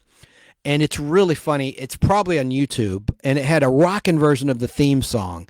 But, you know, that's just a big loss. It's a shame she's no longer with us, but we always have those memories and all the film and video and streaming movies that she did, as well as the game shows. She was really popular with 1980s classic game show fans. That's for sure. Well, here's another birthday. Let's move on to someone who's still with us. Ralph Macchio is 62, but he looks like he's 40. He was born Ralph George Macchio Jr. on Saturday, November 4th, 1961 in Huntington, New York. And, you know, he was kind of like a cousin Oliver on the Brady Bunch, if you will, at the beginning of his career. Let me explain. I first saw Ralph Macchio in the final season, season 5 of 8 is Enough, on ABC as Abby's troubled nephew, Jeremy Andretti, in the 1980 to 1981 final television season of that program. And that was a few years before the original Karate Kid movie of 1984. And of course, he's been in Cobra Kai in more recent years, playing Daniel LaRusso. And he was in all three Karate Kid films, as well as the Netflix show, the reboot, as I just said. He wound up being in the hit movie The Outsiders. That was quite a film. If I were a girl in those days, I mean, you had all of these teen idols at the time in that movie, and Leif Garrett had a little comeback in that movie, The Outsiders. He was also in My Cousin Vinny, playing Bill Gambini. He was in Crossroads, Ugly Betty, and he had a reoccurring role as Officer Haddix in The Deuce. So anyway, another birthday, Loretta Swit, TV's Hot Lips, is 86. She was born on November 4th, 1937 in New Jersey. And someone I like, Pat McCormick, not the actor, but the podcaster, Golden Rage of TV on YouTube. He's interviewed her twice, and the most recent interview just dropped. So go on YouTube to Golden Rage of TV and just search Loretta Swit. He's a great interviewer, and she is just a delight to listen to. And I thought, you know, she should have been a bigger star, in my opinion, after MASH. I mean, I guess she did other things. You know, I'll have to listen to more of Pat's interview with her.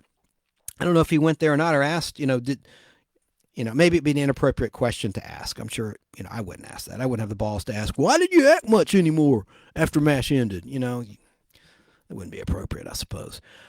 Happy heavenly birthday to Art Carney. He was born on Monday, November 4th, 1918 in Mount Vernon, New York. Of course, he started in radio and then got into live TV, and, he was a staple of the Jackie Gleason show. And before that, the Dumont Network's Cavalcade of Stars, 1950 to 1951, performing live. He made his Broadway debut, though, in 1957 after the Honeymooners and the Jackie Gleason show, the Honeymooners era of the Jackie Gleason show live skits, as the lead in The Rope Dancers. So he's just got a great, great career, and let me see something here. He was in the movie Steel also. that I talked about when I mentioned Lee Majors. You can't really find it. It's on YouTube. Here's a VHS of it. It had a pretty good ensemble cast, but Art Carney was in that movie. It was shot in Lexington, Kentucky back in 1978, and Lee Majors is the star. Look it up. Look up the cast on IMDb for Steel, like iron and steel, Steel. So let me see who we got here.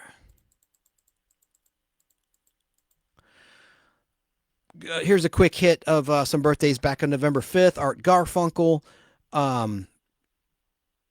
Robert Patrick. Oh, my gosh. He had a big birthday. He turned 65.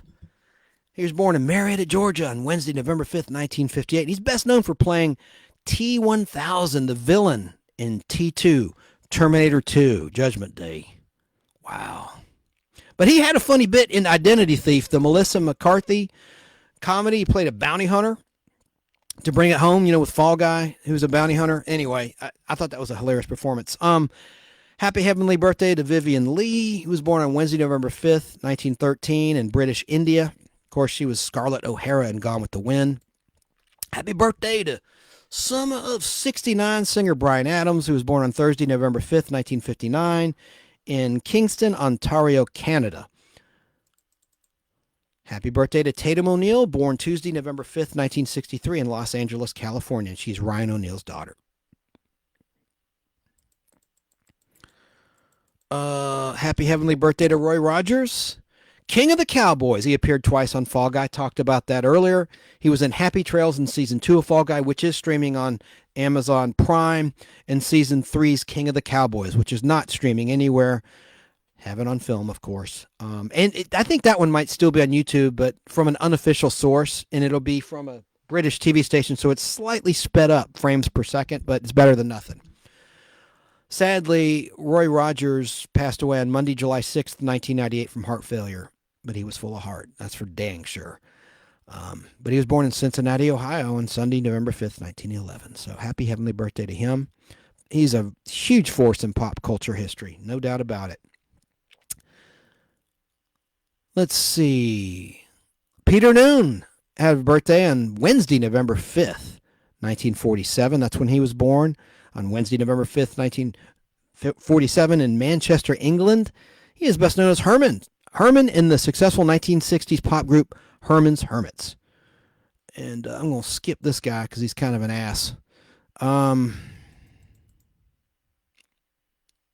November 6th birthdays, I'm just going to mention some names. We're going to start winding down the show. Actress Emma Stone is 35. She was born on Sunday, November 6th, 1988 in Scottsdale, Arizona.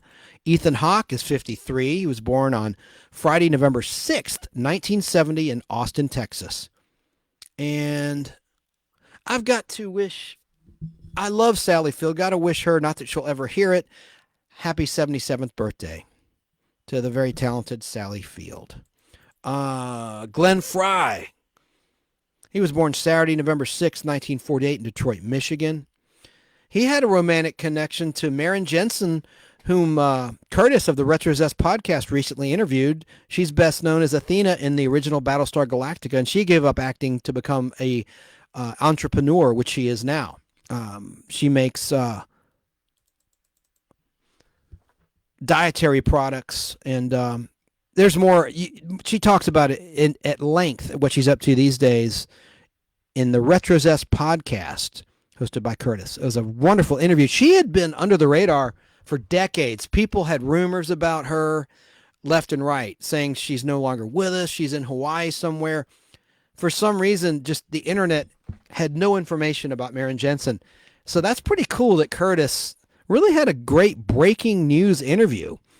Where are they now with Battlestar Galactica's Athena? And she did Deadly Blessing. She did that movie with Doug Barr. You heard him talking about it in my interview with him, which I played a bit of tonight. Maren Jensen. How about that? Let's see. Happy birthday to Rebecca Romaine, model. She was born on November 6th, 1972.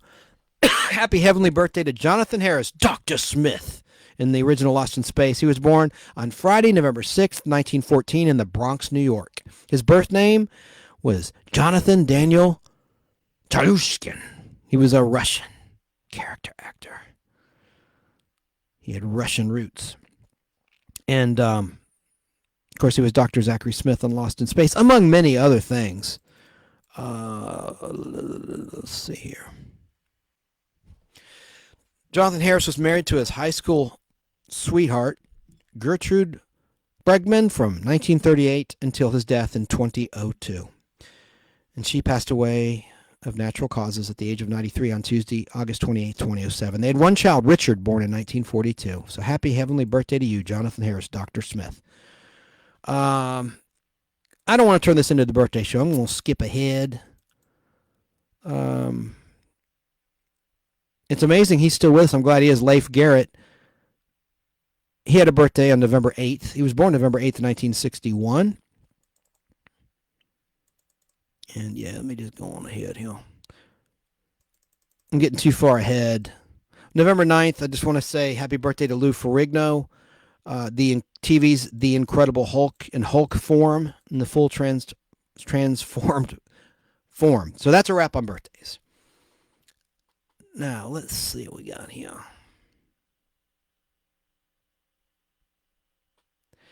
It's time for the TV cliche of the week. This time, it's the long-lost brother, sister, father, or mother. It's a tired plot device usually implemented when a show is on its last legs. The returning relative may stay for one episode or for the remaining of the season or the remaining of the series. Usually that's the death knell when they add someone to the cast. A lot of times they'll add someone like Sam in Different Strokes when like the child actors are aging. They're aging out, like on the Brady Bunch, Cousin Oliver. They'll add another quote-unquote cute kid. And history's proven that seldom works to resurrect the ratings of a show that's just become a little bit stale. But now, let's play our game taglines. Shall we play a game? War Games, the computer there. Bad impression. So what I do is I read an advertising tagline, and you try to come up with the product. So this time, we're talking about soft drink taglines. Non-alcoholic beverages, like you see here. Pepsi. So I'll say the tagline and just think about what this is for. The first one's really easy. Just for the taste of it. If you heard the jingle, it'd be even easier, but just for the taste of it. Diet Coke. I can't sing. All right. So let's do number 2 of 10. Tagline. This one's a little bit harder. It's that refreshing. Sierra Mist. Number 3, get dropped. Our friend Al Hardy loves this beverage. It's probably in his refrigerator right now.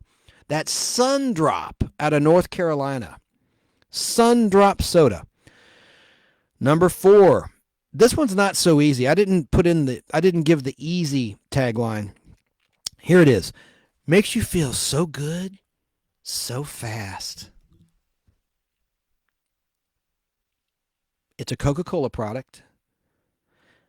Makes you feel so good, so fast. It's Mellow Yellow. By the way, the ingredient Yellow 5 that colors the soda yellow, it'll make your penis shrink, guys. So don't drink too much Mountain Dew or Mellow Yellow. Don't sue me. It's out there. Look it up. It's true. Hell, I want to play a little jingle for Mellow Yellow from way back in 1980. I should have had this pulled up. Just a minute, folks. I'm sorry, listeners. This is really unprofessional of me. And then we're going to start to wrap the show. Winding it down. I'm running out of gas. I already went live on YouTube, and now I'm live on Facebook, and it's getting to be the wee hours of the morning. And I've got stuff to do on Sunday. Let's see. Where are you, my little friend?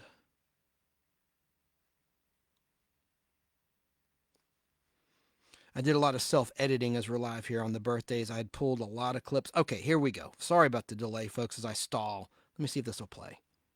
Come on, look out, throat. Watch out, tongue. I've got the world's fastest soft drink, and here it comes. Mellow Yellow makes you feel so good, so fast. From your head down to your toes. Mellow Yellow makes you feel so good, so fast. You just can't out lips, watch out toes. I've got another mellow yellow, and here it goes. Mellow yellow makes you feel so good, so fast. Mellow yellow. This one's pretty damn easy. The choice of a new generation, Pepsi. The Uncola, too easy. 7-Up. Fun, Sun, and the Beach. I got a clip of this one too. Think about that while I struggle to get this clip. This is a great jingle. Fun, Sun, and the Beach. Good, good, good, good vibrations. Sun surfing excitations. Call for sun kiss, good vibrations. Bubbly orange jubilation. Sun kiss on soda taste sensation. Sun kiss is giving out good vibrations. Bubbly orange jubilation. Sun kiss is giving out good vibrations. Obviously, that was Sunkissed.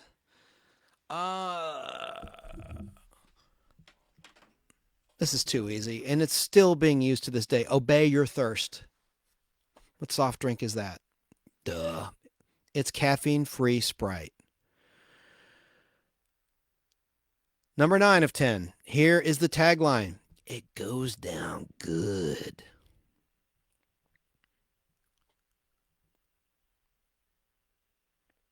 That's Mr. Pibb. And finally, this is too easy. I'm in Atlanta, Georgia. Hint, hint. It's the real thing. Obviously. That's Coca-Cola. It's the real thing. So that concludes this week's game of taglines, advertising taglines. Now let me see here for you.